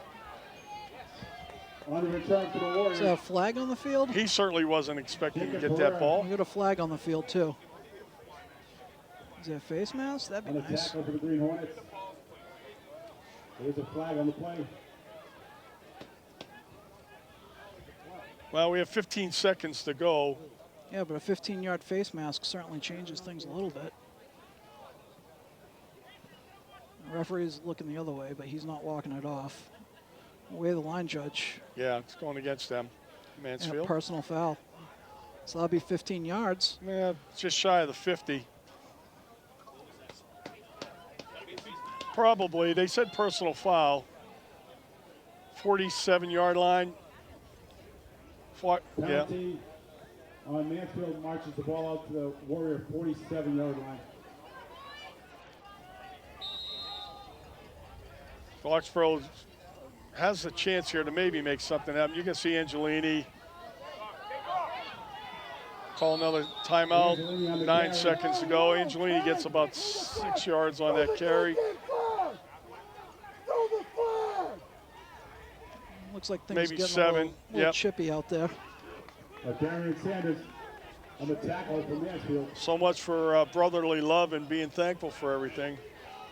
Football sometimes can bring out the worst in people.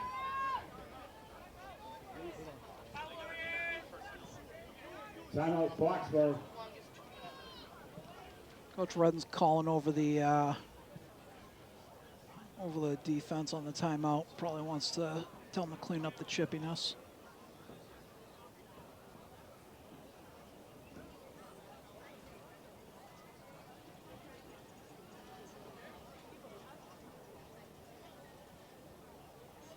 Coach talking to the officials there, wondering what was going on the at the end there.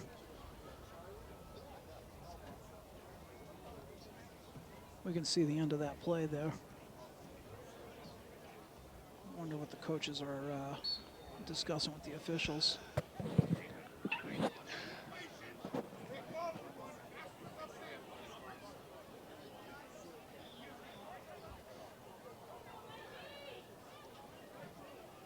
What's your favorite side dish for Thanksgiving, Doug? I love. Oh, there you are. Cross country. They brought the ball over from Mansfield High School. They ran it over, delivered the game ball. Nice job there, kids. I'll come back to the side dish in a second. Marcello will throw. He's loading up for it. Nothing. He's got to 2 get seconds another to shot, get out though. play. I'm a big fan of stuffing. My mom had a recipe that we now use, and it's delicious. I mean, I could eat a stuffing sandwich. Anything special in it? Not really. I mean, we use all kinds of breads. Anything that's been left over, we throw it in the freezer. Hamburger buns, hot dog buns, you name it. Celery, onions, Bell's seasoning. My wife did a nice job yesterday mixing it all up. I got to give her credit. Yeah, my mother puts sausage in the stuff, and I like that. Oh, there you go. Here we go. Last play of the half. Marcasella loads it up. He's got a Loaded wobbler. up, and he's got. Ball's knocks knocked it down. So no miracles here to end the half. We'll go in the locker room. Mansfield with a 14-0 lead over our hometown Foxboro Warriors. We'll have the halftime activities with the high school band, and then we will join you for second half action. Yeah, what they're going to be doing at halftime is, so first, Foxborough's got to make their adjustments.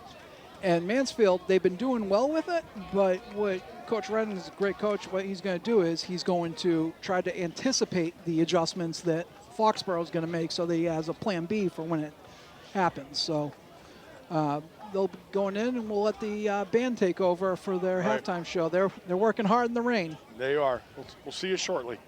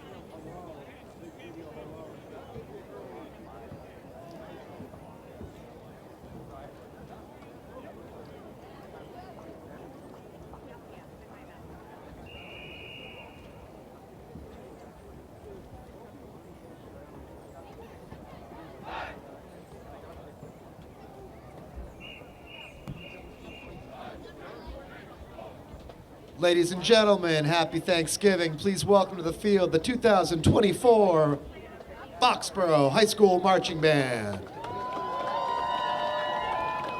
Band is led on the field by senior drum majors Nola Gooch and Haley Kornbluth, and will be performing music from the 2024 show, The Music of Steely Dan.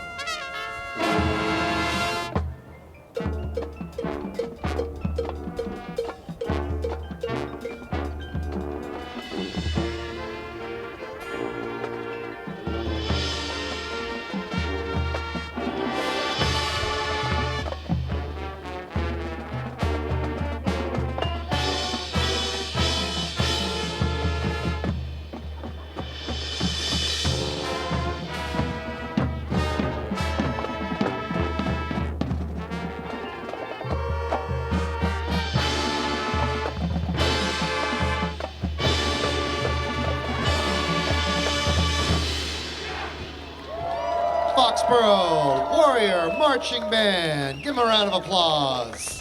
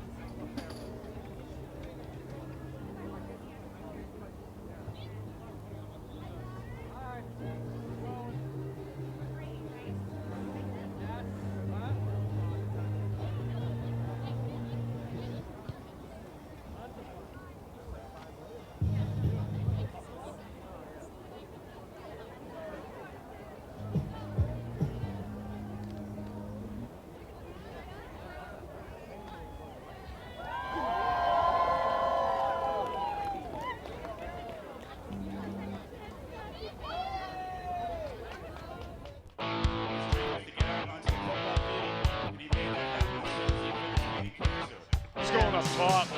Oh, Here we go. We got possible there. sack there. Good job, guys. Sacchetti running hard. He's going to get out of bounds. Yeah, Jen. Gabe's mom. It's coming along the ball. Gordon's got it. Gordon's got it. He's got a good catch.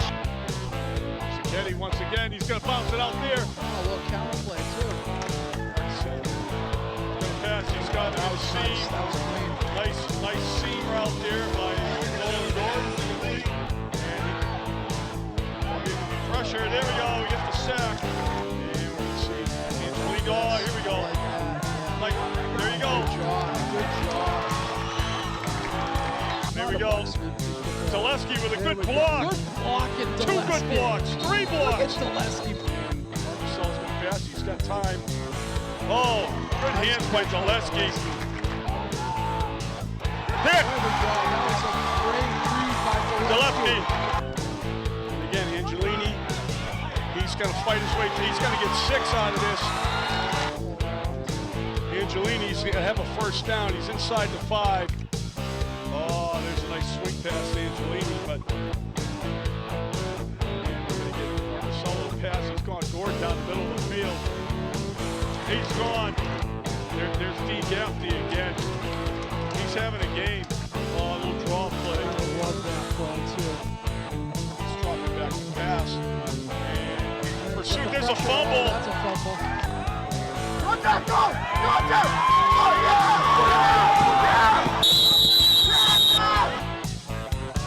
And there's, look at Gordon's block out there. And Sacchetti's still not down. And he gets a touchdown. Oh, yeah! Gonna get a throw out.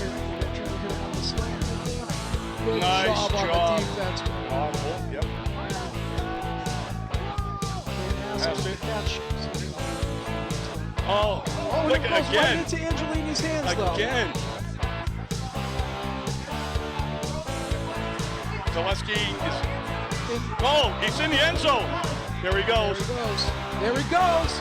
There he goes. All right, don't touch. Don't touch. There we go, Angelini. There we go. Get in there. Oh, Get in there. He's in. He's in. Or whatever it's called. Over 2 million. All right, so we're back here for the game. The coaches have put in their adjustments. The rain has really started to come down. All right, Frank, what do you got for stats here? You can see it's heavily flavored Mansfield advantage. Rushing yards, not that much of a difference. Passing yards, the key thing there. Vallette's really had a good half. Mike Marcusell's thrown 2 picks, which is unfortunate. The second one leading to the Mansfield second touchdown. Penalties, That Mansfield even. turnover is a turnover on downs. Yeah. Right. So yeah, it's just it's a tough sledding out there. The We have field, a we saw some 50-50. slippage in the first half. It's not going to get any better, Winner. that's for sure. And to Pat's Winning comment number earlier too, is there's 817. no adjustments in cleats. 242. It's not like you see in college or the And the NFL. winning Big one there was 50-50 number over 4 on third is down conversions for 8-1-7. Foxborough. Mansfield's 3 for 5. While we have a moment just before kickoff, I want to wish Foxborough's #1 fan, football fan, Joni Goodwin, Hall of Famer. Hall of Famer at Foxborough High, a happy 90th birthday. Just 2 days ago, she turned 90, or as we like to say, her 51st anniversary of her 39th birthday. Either or works, but everybody loves you, Joni. Happy birthday, Joni. You do have that winning number of 817-242. All right, teeing up for Foxborough is Jackson Mailing. That's a snack shot. And back for Mansfield, we have 3 guys. McCoy is flanked by, Mansfield's got 37 guys on the field right now. yeah, that's a little bit too many, but I believe Sanders is back there on one side. Number 14 is on this other side here. That is Max Tillman. So they got 3 deep. Mailing kicks off for Foxborough. Big gap between that second and third line right there. Welcome back to the second half. Sure, as Mailing did a really good job of his kicks last week against Hanover. Oh, that kick after the touchdown was perfect. For the Warriors. This one finds that hole. Yeah, He's gotta field forces it. Tillman to field it. Has it doing a And- good job on the Oh, contain. nice. It's a Joey Joey Lombardi. Lombardi coming up hard on the tackle. Joey Lombardi has been a special team star this year for the Warriors. Yep. He's brought down by Joey Lombardi. Nice job, brings him down at the 20-yard line. So- Good kick by Mailing, just like we said last week. A couple key ones, most importantly, the last one. I expect Foxborough to come out of the gate trying to generate something, come out fired up, get a stop on defense. Mansfield's going to try to be very methodical, try to pick up a first down or two, sort of take that initial pop out of the team that's trailing. All right, Foxborough's at a 5-man front now. So they're going to try and maybe put a little more pressure. They'll get the inside handoff. On that same play, that power play. And it works, and we're going to get close to first down. He may actually have a first down. It looks like O'Keefe is down momentarily. He gets helped up. McCoy does pick up a first down. They gain a 10 by McCoy, brings it out to the 30-yard line. Ball spot at the 30-yard line. Yeah, the one thing with Mansfield's passing success in that first half was there was not a lot of pressure generated by the Foxborough front. We didn't blitz really either. So Invalette has a quick release. So he found a lot of receivers, most notably DiGirolamo was his favorite target. 1st and 10, Mansfield at their own 30. Again, we get the double wing set up in the backfield. We're going to see McCoy in motion. We're going to see McCoy get a handoff. And he's going to go off tackle. And he's still going, and he's got about a 15-yard gain. He's out at the 45-yard line. The Mansfield offensive line is getting a tremendous push. Tremendous push. In on the tackle for the Warriors. Yeah, there's really no reason for Mansfield to put the ball in the air at this point in time for a lot of reasons, but most notably is the fact that they have a 2-touchdown cushion, and they want to kill clock. Incomplete passes stop the clock. I mean, they're getting that push. They're pushing the Foxborough defensive linemen into the linebackers. And then they have backs coming up behind to block to clean up for it. All right, motion again by McCoy. And once again, he's going to take that inside handoff. And he's got another 10 yards. And you see, O'Keefe is downfield. O'Keefe's a D tackle, and he's downfield 10 yards, along with Suarez making a tackle. So the linebackers really need to get more involved. And the defensive line shouldn't be that far downfield anyhow. They're getting blocked backwards, and that's why they're able to be in that spot for the tackle. Yeah, they need to get some sand in their pants. All right, now LaCroix checks in and Suarez checks out. 3 straight first downs for the Hornets as they have crossed over midfield to the Foxborough 45.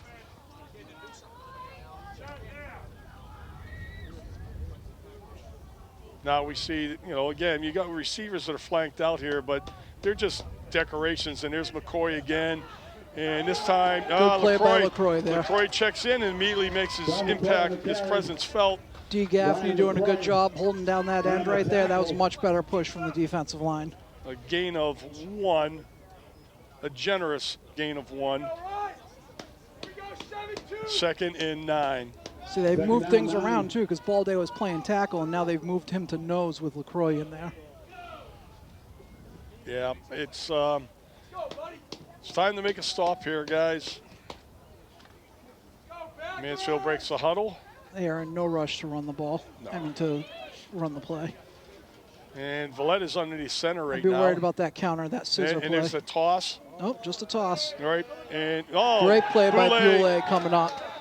D. Gaffney once again, but Boulay kind of lays the lumber on him. A gain of about 2 yards. So we'll have a 3rd and 7 at the Foxborough 43-yard line. No free yards here, though, guys. Watch that snap. The rain is starting to come in a little sideways. It's light at the moment, but it is chilly out there. It's a cold rain. The worst. You'd almost rather have snow. 3rd and 7. Double tight from Mansfield right here. Now Vallette drops back into the shotgun. There's the motion. And there's going to be the counter to McCoy. Good job by there LaCroix. It is. Again, LaCroix gets a little help there. D. Gaffney helping him out there. Again. So that's like the old North Attleboro scissor counter right there. Ryan LaCroix coming in here and making some big plays for the defense. 4th down and 11 to go. So a loss of 4 on the play. 4th and 11. I mean, I imagine they're going to punt. I would, you know, just for the fact that you could pin Foxborough deep, make them work for it. We're going to see. Villette's in the shotgun still. I don't know if Villette's the punter or not here. No, they're here for the run. I wonder if they're going to do a quick kick. Well, might be a quick kick. There it is. That way there, Foxborough has nobody back. The ball's going to roll into the end zone. Perfect. Fortunate pop for Foxborough there. Villette does a nice job of just giving a little pooch kick, but it thing carries for 46 yards. So normally you take a 46-yard punt from your punter, but in that case there, Foxborough gets the ball at their own 20, so it's only a net of 26 yards. And Foxborough will have their first possession of the second half, trailing 14-0. There should be more quick kicks in high school. Surprised you don't see it more often. Remember the Patriots used to do that with Brady. There you go. Marcusella takes a snap. Angelini gets the handoff. He's rumbling. He's out past the 25 to the 26. Be a gain of about 6 yards for Ben Angelini.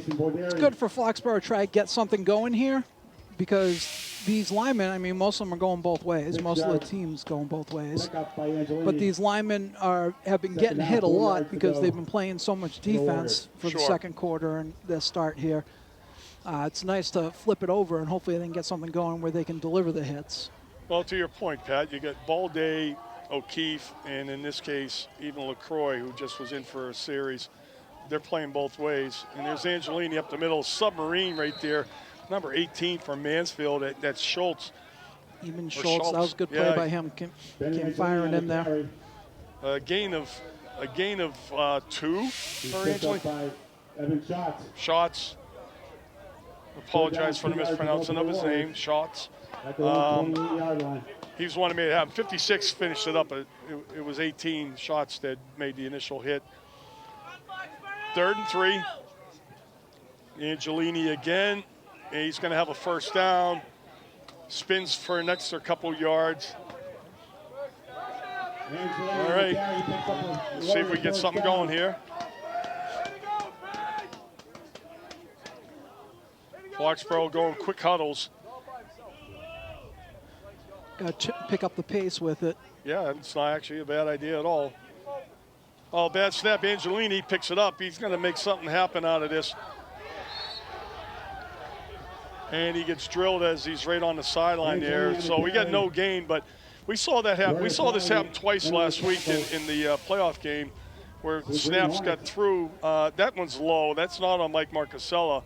And Angelini, both times last week, came up with the ball, once off a tip, and the other time like straight through Mike Marcusella's hands, almost like it was snapped to Ben.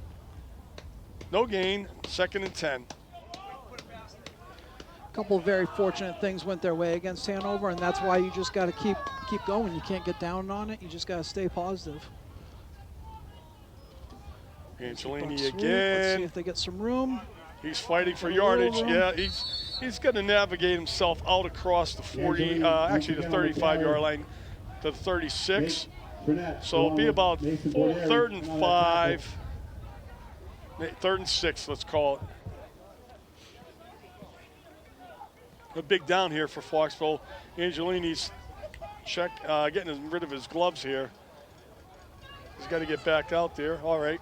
Oh, is this going to be the double pass you were hoping for, Doug? Like you said, Pat, when you see the gloves come off, it just raises an eyebrow. Angelini makes a mess right there. He's got to get downfield for it. He's got a first down. I think he's right on the sticks. Ben does they're marking it. So Ben does a really good job here. Good job, Ben. Of coming back against the grain.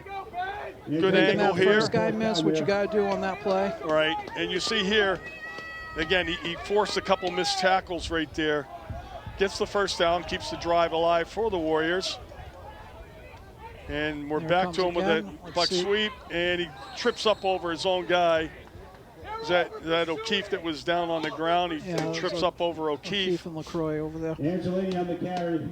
He'll get a couple. Mansfield's doing a great job squeezing that with the pullers. Mm-hmm. Because a lot of it is where you meet the pulling lineman in order to stop that play. Right. They're doing a good job of meeting them and then holding it down. Second and 8. Ball at the 44 of Foxborough. And we get the reverse to Dulesky. He's going to throw There's the it. pass. Perazzo's open. There's throw the pass interference. interference. Wow. The fans are not happy about this. That is the almost identical play where they threw the flag on Hassett. Yeah. So you're going to see Perazzo's open. The ball's late getting to him. Are you kidding me? But this is there's all hands all over that receiver right there. Mansfield gets away with one. That is the exact same situation. That was actually more interference. He was earlier there than Hassett was in the first half. Yeah. The fact that he never turned to face the ball to make a play on it, he was playing the receiver the whole way. But as we say, Pat, officiating is tough. Yep. As I mentioned earlier, too, Dulesky has played quarterback in his career. Like, I'm okay with that not getting called if they didn't call the play on Hassett. But they called the play on Hassett, so call it both ways. That's all. All right, Hassett is just checked in, as a matter of fact. Yeah, and it's we're going to gonna be get an illegal we're gonna procedure. Hassett wasn't set when they snapped it. Yeah, that's on us. We have no one to blame but ourselves on that because Hassett was late checking in, and he never set himself before the snap. The other problem was he was on the line, so if he wasn't on the line, that's okay, but he had to be on the line, so. Well, push it back 5 yards, brings up a 3rd and 13 now. 13 to go for Foxborough. We have 3:47 remaining in the third quarter. Foxborough's first possession. Mansfield's already gone all out on downs. Now we get press coverage up top. Oh, another bad snap. Marcusella's going to try and save this. He's got a loss of about 10 more yards. The snaps have got to be better than that. I understand it's a wet ball and all, but those snaps have got to be better than that. This ball rolls to Michael. Fourth down for the Warriors on the punt. It's Andrew Higgins. You know, it's just it's too bad. Higgins back to punt again. Foxborough needs something like a bobbled punt that they recover. Sanders and McCoy. For the Green Hornets. That ball's high. Sanders calling for a fair catch. He does it at his own 49-yard line. Mansfield have great field position for this drive. Green Hornets will start coming up, first and 10 from their own 49-yard line. We'll see if the Warriors can get the ball back quickly here. Time is going to start becoming a key factor. Officiating's hard. It is, but the one thing I don't understand about officiating sometimes is it seems like a guy that's closest to the play doesn't make a call, but then somebody further away does. Okay, if they see the play, they see the infraction, they do it. But there's a prime example where that could have been the case, where somebody back on the side says, well, that kid interfered. But, you know, again, I'm not sure how it all works out. I'm not an official. Villette is passing. You got Palmer with pressure, and the throw is low to McCoy. They'll stop the clock. Good pressure by Trevor Palmer right there.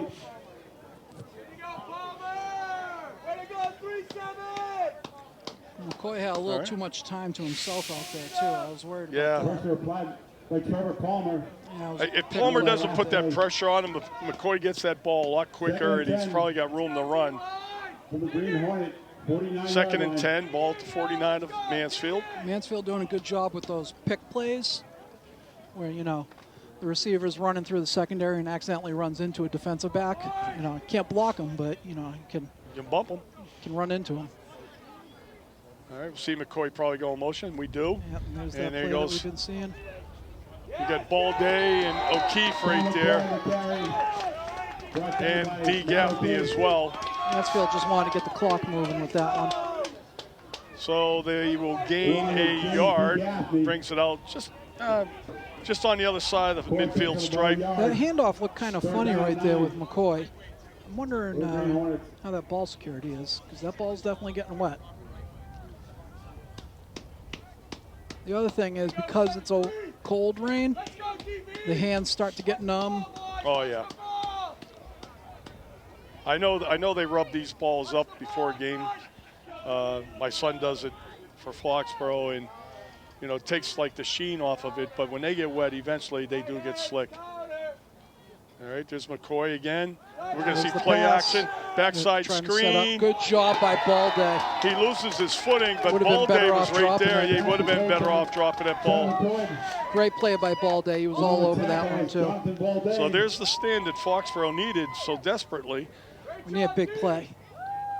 4th and long for the Green Hornets. They need something to spark the momentum here. Yeah, there won't be a quick kick here. They're going to definitely punt. They're going to show punt, so Dulesky and Nicholson will drop back.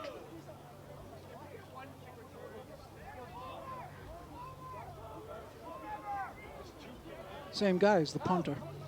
Fillette's the punter as well. Tommy Villette on to punt for the Green Hornets. That looked like Good snap. Oh, ball's through his hands. Get over there, guys. Don't let him punt it. Oh, it's time again. Now you want to get away. That's not Well, bad. he made something happen out of that. It's not going to have a great result as far as yardage, but it's a lot better than giving Foxborough the ball at the 30-yard line too. That one right through his hands. That was a great snap. Yeah. Had a lot of zip on it.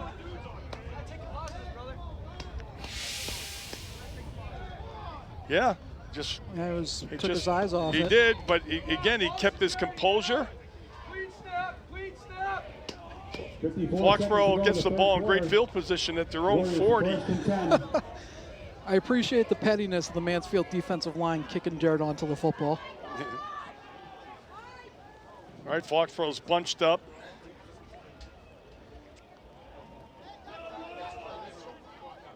It's going to be heavy Ben Angelini time. Again, we're going to try that right side. There's a flag. I think Caden Hassett just drew a flag on Mansfield. It is chippy out there, but Hassett got a late shove from a Mansfield player and immediately looked at the official, and a flag come flying from deep.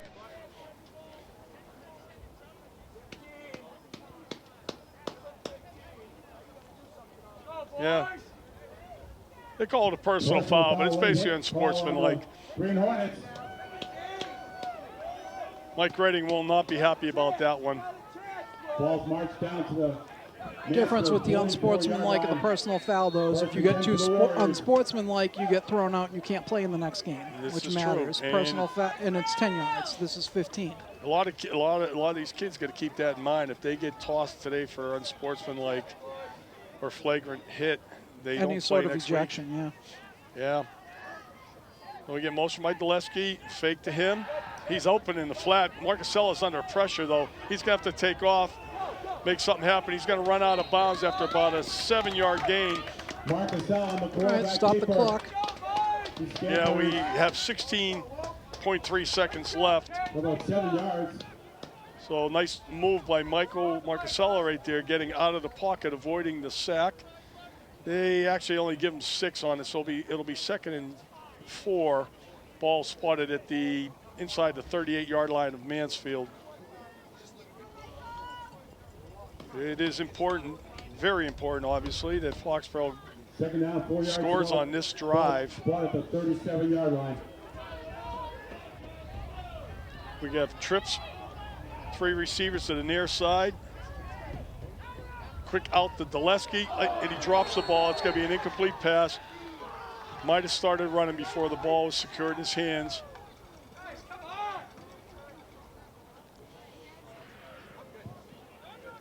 Now Dulesky's taking his gloves off. 3rd and 4 for the Warriors. This is open. Number 5's in great position, though. Tom Muldoon. So even if Dulesky catches that, he's still going to avoid Muldoon. 3rd and 4. Ball inside the Mansfield lineup. 38. We have a fullback now in there. I believe that it would be Foley. Foley's the lead blocker. Angelini does get got some outside. space now.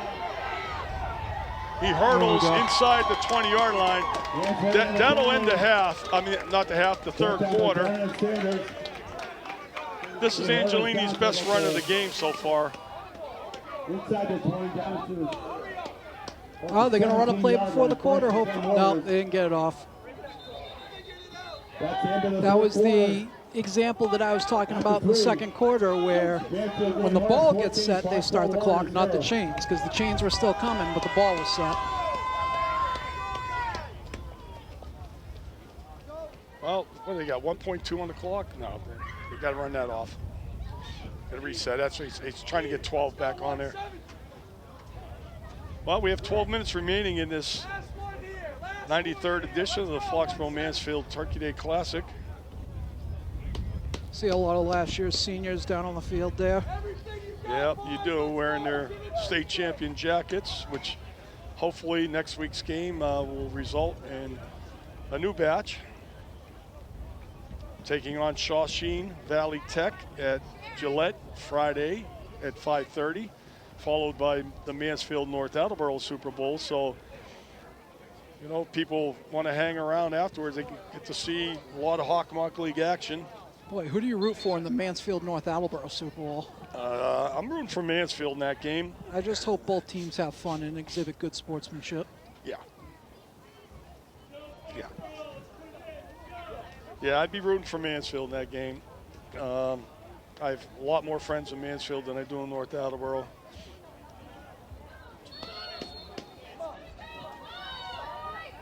And my two oldest daughters are Mansfield High grads. So Angelini again, he's going to try the right side off tackle, as we often see, and he gets to the 15-yard line, short gain of 2. Tom Muldoon. Muldoon on the tackle. Pick up about 2 yards there. 2nd down 8. And we've seen both Angelini and Dulesky take off their gloves, and I think we might have touched upon it earlier, where these kids wear these gloves, especially when it's wet conditions, because they're tackier. But yet we've seen guys shed them so they can get a better grip. And a little snap again, bootleg. Angelini's got underneath the Foley, great tackle right there. Gabe McIntyre, they rolled him down. That's a completed pass, because Foley actually caught the ball and took about 2 steps. I mean, does it really matter? I guess it matters whether or not the clock's moving. He's down. The ground can't cause a fumble, so he's down. It's a completed pass. I mean, the clock's running, so. Yeah. Pass complete to Ryan Foley, brought down by Gabe McIntyre. All right, 3rd and like 7. It's 4-down territory for the Warriors regardless. 3rd and 7 from about the 14-yard line of Mansfield. Trips receivers go to the far side. You got Foley, Gordon, and Dulesky out there. Angelini is the lone back. And he's going to go right. Angelini with the sweep. And he's going to be able to cut it He's inside. He's in the end zone. Ball down, Dave. O'Keefe out leading the way. So what the adjustment there is, instead of trying to go inside the lead blockers, it's just going outside of them, because they're selling out to sort of squeeze it down. 14-yard touchdown run by Angelini. All right, 14-yard touchdown run by Ben Angelini. Ups his total for the year. I'm not even sure where it's at, but it's a lot. It's a lot. We're not approaching Dylan Gordon numbers, but Angelini's had a great season. All right, Mailing on for the extra point. Colby Hassett, the holder. 2 touchdown games? Yeah, he's got 2. He's had a few. Good snap. We have a good kick. Mailing with the good kick right there. Very, very important extra point. Here's a touchdown coming back at you. Mailing's kick is done. There's O'Keefe. Nice block, and then there's ball day. Yeah, and a great cutback on Angelini's part. I mean, what Mansfield's been doing is they're doing the ankle bite tackle technique where they're, I mean, obviously, because Angelini's a big guy, they're going low for it, and, you know, sometimes those are effective, and sometimes they take it out. And I also I didn't want to mush Malin, but he made some crucial, like that kick last week when it was 7-6 after that touchdown. That was a big kick, followed up by the kickoff. And again, not ideal conditions last week where we had rain as well. Mansfield squeezed down the distance. There's not as much distance between the second and third line now. Right. McCoy is the center back along with Sanders. And again, Tillman. High kick this heading towards McCoy. He's got to take it away from Tillman. And he's got room. There's a flag. Got a hold probably. Hold or push it back, one or the other. Like that. Yeah. But it should benefit the Warriors here. Yeah, so they should be getting good field position here. Well, Foxborough will get a beneficial field position.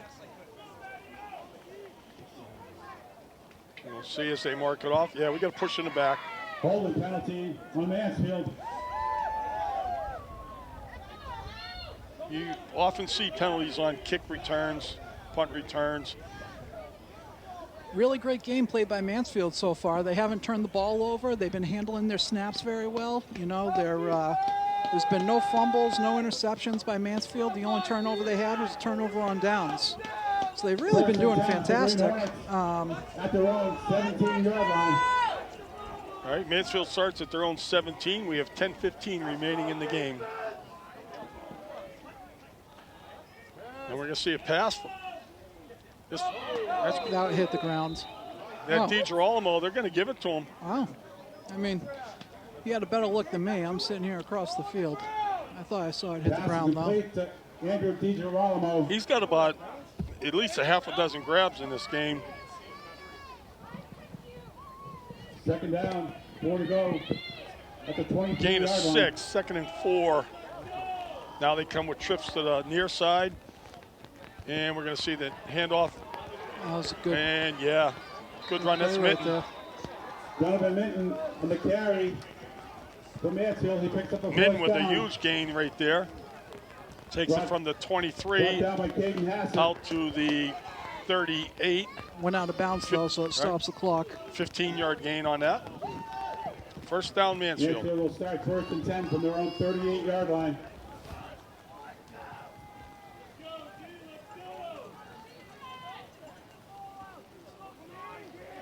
Minton is junior.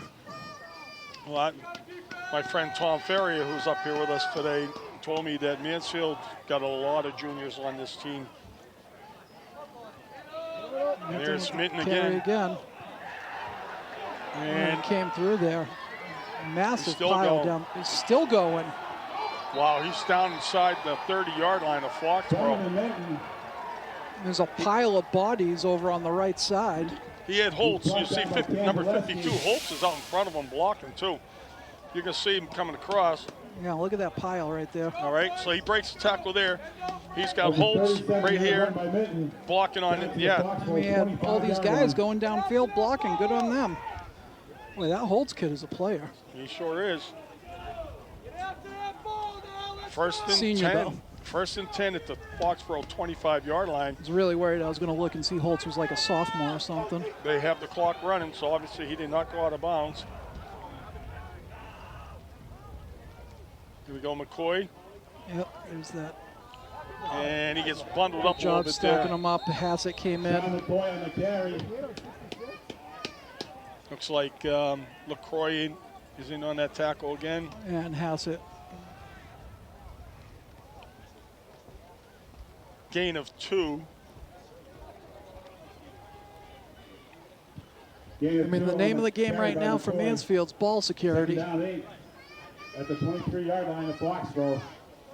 O'Keefe checks out. Let's go! Finish, boys! Let's go, defense! Mansfield taking their time in the huddle. Minton is the back. McCoy. Minton and McCoy are on the same side. Right, McCoy's in the slot. And ball's on the ground. Oh, a great opportunity. Slipped through our hands right there. On that read option play. Trevor was busy trying to chase the running back. Oh, goodness. This ball is just a missed handoff. Villette's doing a read option right here. And it hit it, bounced it off his hip there. He pulls that ball out. That ball was not being handed off the mitten. That was like an RPO run pass option, and Villette drops the ball but recovers it without any harm. So we have loss of a couple of yards, brings up 3rd and maybe 11. And we're going to see pass, and there's good coverage right there. Oh, come on. Here. This guy, same guy. The same guy that didn't throw the flag when Peraza was getting suplexed.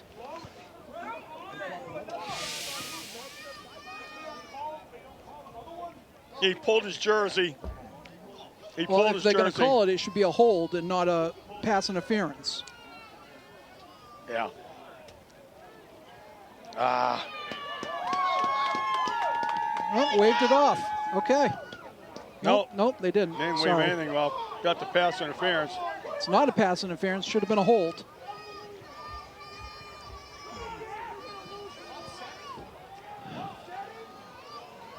It's amazing that he saw that as a pass interference, but he didn't see it when Peraza was getting bear hugged. Pass interference foul on the Warriors. I don't know.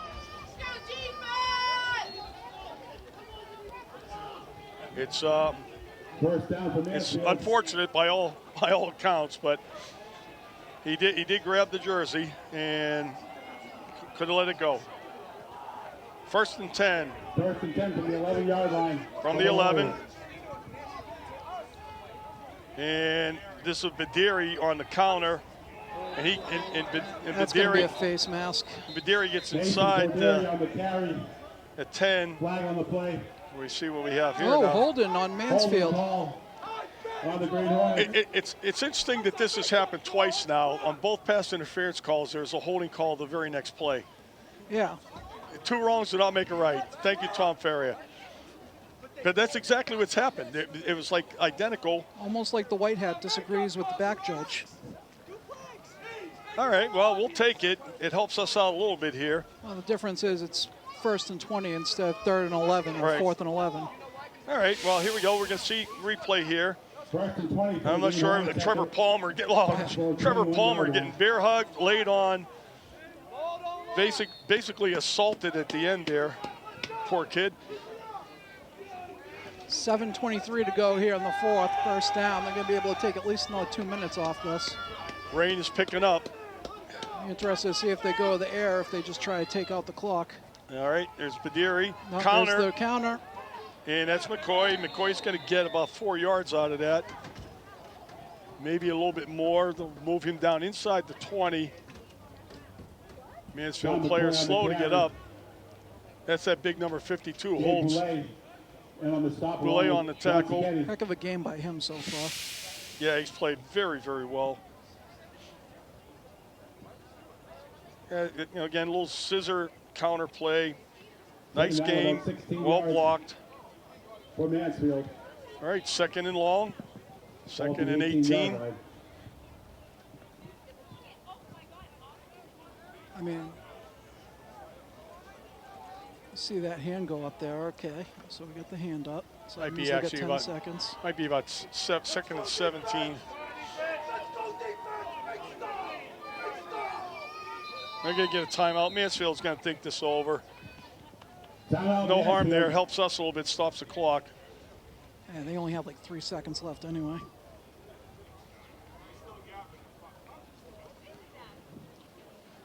All right. Well, looks like Well, there were other games in the league today. The North Attleboro Classic is taking place, I'm as sure well North as Attleboro's winning. King Philip and Franklin. King Philip, one of the best teams in the state. They have been for the last few years. Definitely last year they were the best team in the state, I thought. They're playing Franklin today. Franklin had a fairly good year this year. They got a new coach. The guy came over from Holliston. I don't remember his name. I apologize, but he had success at Halston, and now he's heading up the Franklin Panthers. The trouble for Franklin is that Todd Kiley, thank you very much. Got that from the truck. Super Bowl coach from Halston is Ian Bain, went to Bridgewater Raynham, I believe. Franklin so here we go. up 14-0 on KP. All right, backside screen. All right, guys. Okay. We're going to see a nice game, but it's going to bring up third down. They've run this backside screen a couple times with a lot of success. Here we go from the opposite side. Complete to Matt Torigny. Right. That's a good block right there. That's not a hold. Yeah. Sacchetti needs to fight that off. You know, the guy, you didn't see any tugging of the jersey or wrapping around him. So KP up 21-14 on Franklin, 9-10 to go in the fourth. Okay. All right, that's good contest. 35-8 North Attleboro won. They did, okay. Yeah, former Foxborough Warrior Jimmy Winters heads up the Attleboro program. He's trying to build it, doing the best he can. All right, third down, big play. Ball stays on the ground. There goes McCoy. He's going to be shy of the first down. No, he's got the first down. You think so? Shy of the touchdown. John McCoy on the carry. I mean, we have two very different spots by the two line judges. Give the ball to the guy on the Mansfield line. They move the ball back there. So right there, yeah, he bounces. He's on the two. He bounces just before. So what are we going to have here? Where's the ball We're now? going to see a measurement. Where is it marked? You can't tell from here, so. We're going to see another measurement. They've got a fourth down on the down marker. Hold him here! Fourth down, okay. Gotta hold him! Let's go, Foxborough. You would think Reading would have, they're going to measure. I was going to say, you would think Reading would ask for that measurement. He's entitled to it. I mean, I've asked for measurements before and been told I don't. Well, they don't like you, Mac. Yeah. Because I mean, that's past the 2-yard line. I don't see where the ball is right now. He slides across the 2. Yeah. So they're on the Mansfield side of the 2. They should be. Where's the ball spotted right now? Do we have a shot at the down the line there? Fourth down and inches. Well, there's your shot, Pat. I'm not sure if you can really tell. I mean, it's right at the 2. Yeah. Bottom line is they were short either way since they needed to get past the 2. So it's just a matter of if it's 8 inches or 4 inches. I will say this is your ball. This is your ball game right here. Sure is.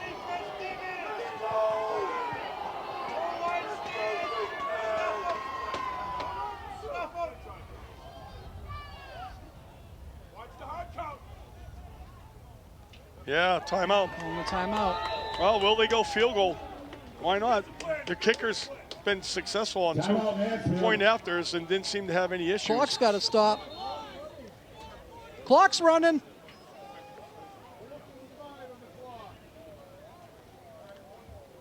Hopefully they caught that and they'll put some more time back on. But yeah, hopefully he's going to tell us how much time they'll put back on, because there was about 6 or 7 seconds that ticked away. Nope, we're not gonna. Wow. We're just gonna leave it at that. Okay. Been an issue all year long here, I tell you. I see him doing something. I think he's doing something here.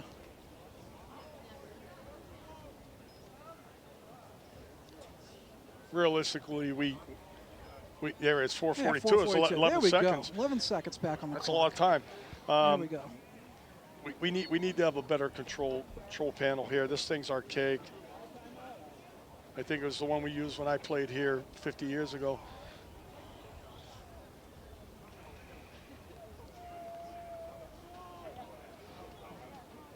All right, Mansfield. Longest timeout in the history of the universe. Mansfield comes back. They're going to go. They're going. I mean, they need inches. Villette's going to be under center. Set Mittens that's behind him. There's Mulch. He's in the end zone. Slid right through. Touchdown Mansfield. Quarterback keeper. Something was going on that Caden's pleading the case to the line judge.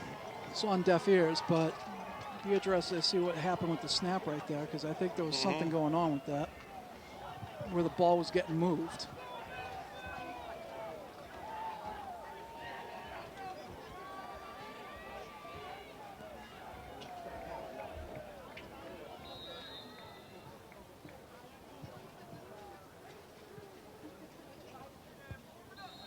And extra point is good.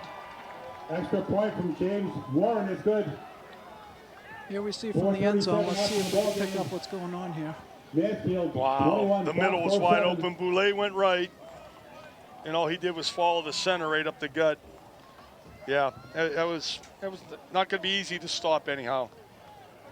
Not going to be easy to stop. Mansfield offensive line's played a heck of a game.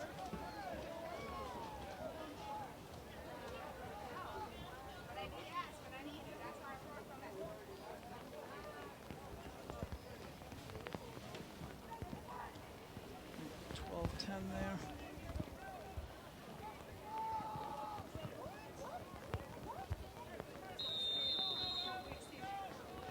Gotta make sure I filled up the hopper on the smoker before I headed out. So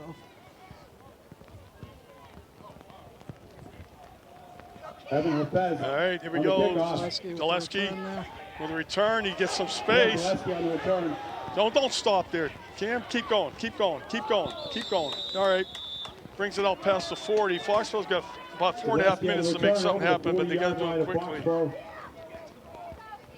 Gabe McIntyre A worm burner. on the Gillespie stop picking for it the up Green there. Hornets.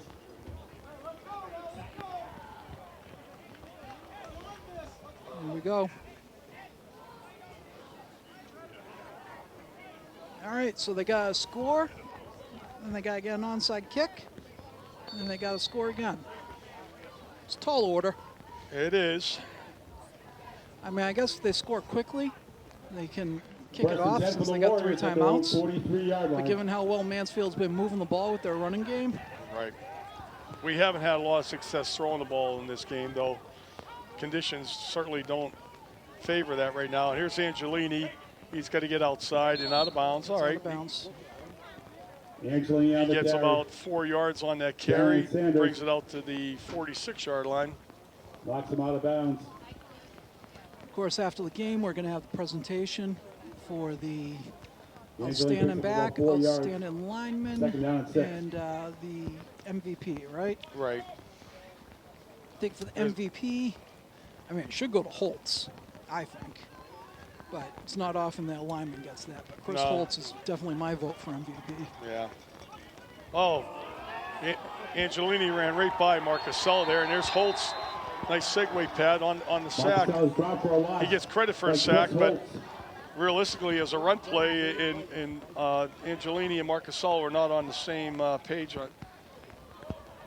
Michael loses like 6 yards, brings the ball back to the 40. We're going to see a replay. Well, we jumped ahead there. But Angelini was not there when Michael turned the hand off the ball, so that might have been, they might have been trying to set up that counter draw play.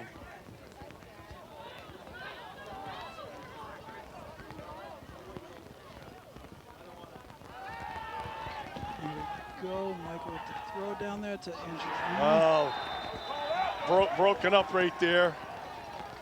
Angelini on the wing, going up the sideline. Pass intended Ball for Ben was Angelini. there. Broken up by Matt Trigny. Trigny on the deflection. 13 yards to go for the Warrior. Angelini looks like he has it. Yeah, It was a good play by It's a really good Trigny. play. It's a good play. so 4th down, 13 to go for the Warriors at their own 40-yard line. They need to make it to the Mansfield 47. We have 3:27 remaining in the game. Foxborough trails by 14 to the Hornets. Yeah, let's see what we got for 4th and 14 here. That's not going to get it. It's tough. You can't throw a 10-yard pass when you need Gabe McIntyre 13. So Zaleski on the reception. That ball will be turned over on downs to the Hornets. Mansfield will take over on downs. Good news is we're not going to have a whole lot of traffic by the time we get out of At here, the Doug. Warrior 46-yard line. The crowds have been emptying out. Yeah. Well, actually, the better news is we have another game next week, regardless of the outcome here. Certainly not what we had hoped for. I'm not going to say expected. We knew this was going to be a tough battle, and obviously being homers, we both predicted Foxborough victories here today. But barring a miracle, Mansfield's going to win this contest. Coach Redding will get his 300th victory. And both teams will move on to play in the Super Bowl next week. There's the knee. It's kind of interesting that he's taken a knee already. Timeout Foxborough. I mean, He's more interested in taking a knee and burning through those timeouts and risking a fumble. Yeah, that and, you know, injury. I mean, you hand off to somebody and they end up getting hurt. But yeah, I think maybe in Coach Redding's mind right now is he'd be happy punting away and pinning Foxborough down, and still needing 2 scores. Yeah, he'll get, you know, and he's just 3 minutes away from getting his 300th victory, which, you know, again, it's kind of neat when it falls on a particular game. In this case here, the Thanksgiving Day game. I remember when Coach Martinelli got his 200th victory winning the Super Bowl back in like 2006. You know, you kind of remember him a little bit more because of the significance of the game itself.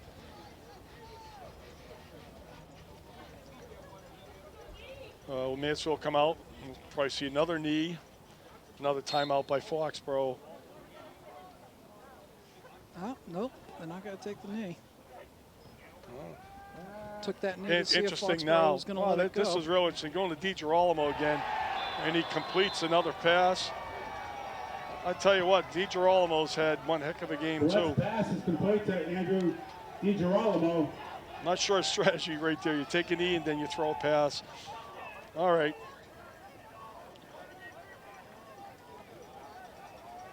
Mansfield picks up another first down. Ball now at the Foxborough 27-yard line. And you see some of the guys checking out. Yeah, you get, your a lot of white jerseys coming in. Non-starting seniors will be checking in for the Hornets.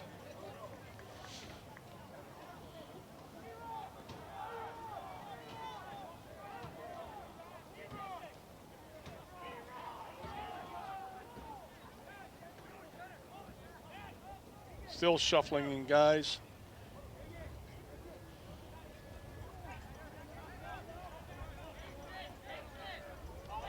There's more guys coming.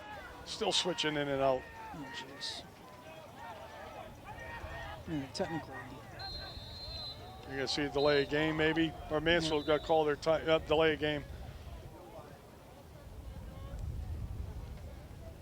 Delay of game penalty. Foxborough's going to start sending in a couple guys too. Yep. Push the ball back 5 yards. We'll give some props to these kids here for Foxborough going in.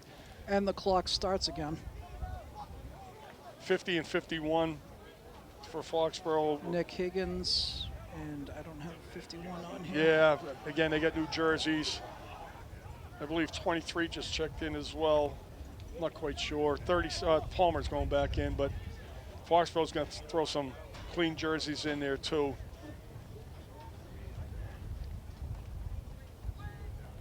Well, nothing there. It is number 23, which it's Max Iorio with the tackle. Yeah, Foxborough not calling their timeouts. They respecting with what Mansfield was doing there. And on that last stop with James DeGaffney. Now we have Josh Hinden coming in. Second and 15 for the Green Hornets. Stephen Mears, I have as being 51. Gio Scarpolini. All right, second down. Coming down to a minute remaining. Scarpolini is the quarterback. Carry right there for Christian Nielsen, senior.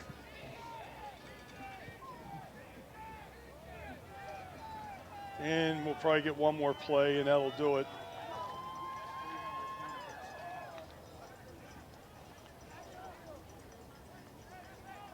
Well, the Warriors got some work to do. I mean, they've been, they've been in a groove. They had won 8 straight contests.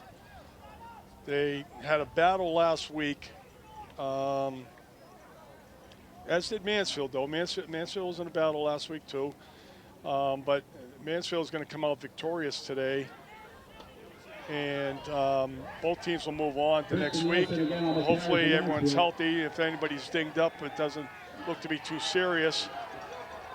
Foxborough's going to have to make some adjustments because now we have 2 weeks in a row where the running game was really getting stifled at the beginning. Yeah. So and for sure, Shawsheen's going to break this tape down. Yep. Actually, the last 2 weeks, they're going to break both tapes down, and you're going to see exactly what you just said, Pat, is they're going to find a way to bottle up Angelini. And the Foxborough coaching staff's going to have to come up with a different game plan of sorts to get Ben untracked.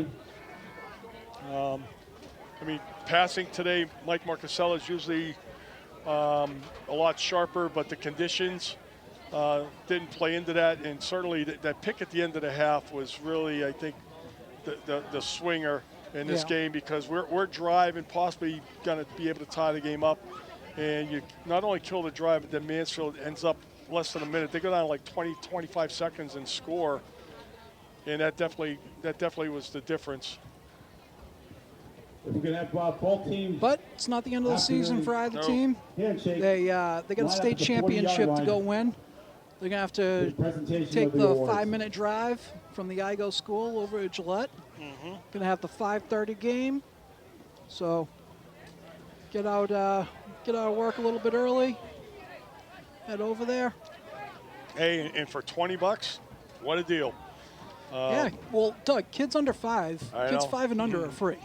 So, I know. Last year, we were very fortunate that the craft organization had sprung for tickets for the high school kids, which some of those high school kids turned around and passed them out to other people. Hold on one sec. Hello? What's that? Hello? Hello, I can't hear you. I think she's trying to call you down there for the I can't hear her. She's probably looking for our votes. Congratulations to Mansfield High School's head coach Mike Redding for his 300th victory here against another legendary coach, Jack Martinelli, 2 300-game winners. Congratulations, Coach Redding. So now we have the 2 teams gathering at center field where the trophies will be presented. It is one of the nice things about this rivalry is not every town is fortunate enough to have such a deep Thanksgiving rivalry. Always telling people, Foxborough and Mansfield have been going at it for over 90 years. It is a nice item, and every year, just like I did when I was a youth many years ago, the teams are gathering regardless of the outcome. Congratulations once again. Both teams are awarded their trophies. Not sure who Mansfield has for that, but Foxborough will be awarding best lineman, best back. I imagine the MVP will be going to a Mansfield player. I think it's the Don Curvin MVP? Yeah, Don Curvin MVP. I got a little message here. I'm going to do a selfish shout out to my grandchildren in South Carolina. Their parents are both Mansfield alumni. So happy Thanksgiving to Morgan, Reagan, and Nolan. For the first award is to Jeff Parker. Grandpap loves you. Award. We got the winners here. Captain Jonathan Balday.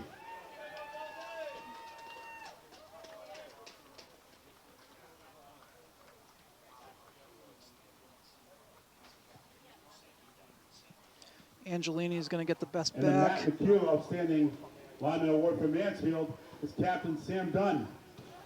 That's the big guy, Sam Dunn. Played a very good game today. My money would have been on Holtz. The winner of the Ben Igo Foxboro MVP Award, which will be presented by Foxboro Athletic Director Joe Cusack, is Ben Angelini. Captain Ben Angelini. Boy, nothing's quite as bittersweet as getting handed the trophy when your team just lost that game, but good for them. I think it won't be the last hardware that Angelini or Balde get this year. MVP Award, which is like the presented by banquet, Mansfield definitely. High School Hopefully they get Athletic some Director hardware next week too. Tim Selman is Captain Sean McCoy. And Sean McCoy getting the Don Carvin MVP Award. He is a ball player. Comes from the long line of And the Don McCoys out Carvin of Memorial Westwood. Trophy is awarded to today's winning head coach, 300 game winner, Mike Redding. All right, of the congratulations, Mansfield Green Coach Hornets. Mike Redding. Some of It'll the be players presented to go by get the ball, get the Foxborough High trophy. School AD Joe Cusack, along with Mansfield High School Athletic Director Tim Selman. Well, interesting, the last couple of years, the visiting team Congratulations has to both teams, and come out victorious. good luck next week in the Super Bowl And, for both squads. Mansfield came over today, short ride Have a from, great Thanksgiving. from there to here, and they're going to go home, and their turkey's going to taste a little bit better. And ours is still going to taste pretty good, though. Happy Thanksgiving to people leaving out in front of us. You're right, Pat. We're going to have a pretty empty parking lot. So, well, I'm ready to head out. I don't know about you, partner, but I again, gotta get the turkey off the smoker. right. I want to thank Foxboro Cable Access for giving us this opportunity. I want to thank the men and women who work, volunteer their time, effortless. In a way, but again, days like today, it's difficult to be out in these conditions. They do a wonderful job. We're very blessed to have this group in our town, and there's always opportunities for volunteerism in not just sporting events, but music and other things, town government, so on and so forth. They were here at 7 a.m. setting up today. Unbelievable. They did a lot yesterday, I know, because they took Yeah. advantage of the good weather, but we want to thank them. Want to wish everybody at home a happy Thanksgiving. A safe holiday weekend. If you're traveling, please be careful, but enjoy your time with your family. And we won't be joining you next week. The game will be covered by amateurs, not us professionals. But we'll be back next year. We'll be streaming on Patriots.com, though. We'll be doing something like that. So No, I'm saying the game will be the Super Bowl. there you go. So thank you, everybody, and happy Thanksgiving. Go Warriors.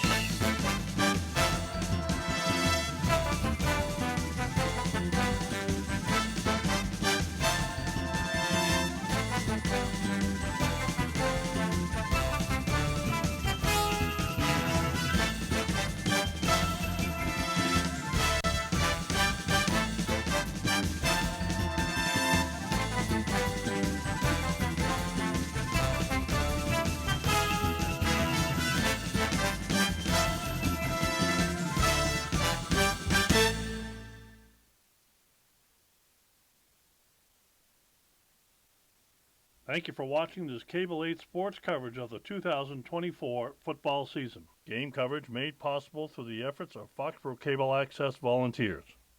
You can watch all the Warrior home games, Mondays and Tuesdays at 8 on Comcast HD Channel 1072 and Verizon HD Channel 2139. You can also catch us online at fcatv.org and follow us on Facebook and on Twitter.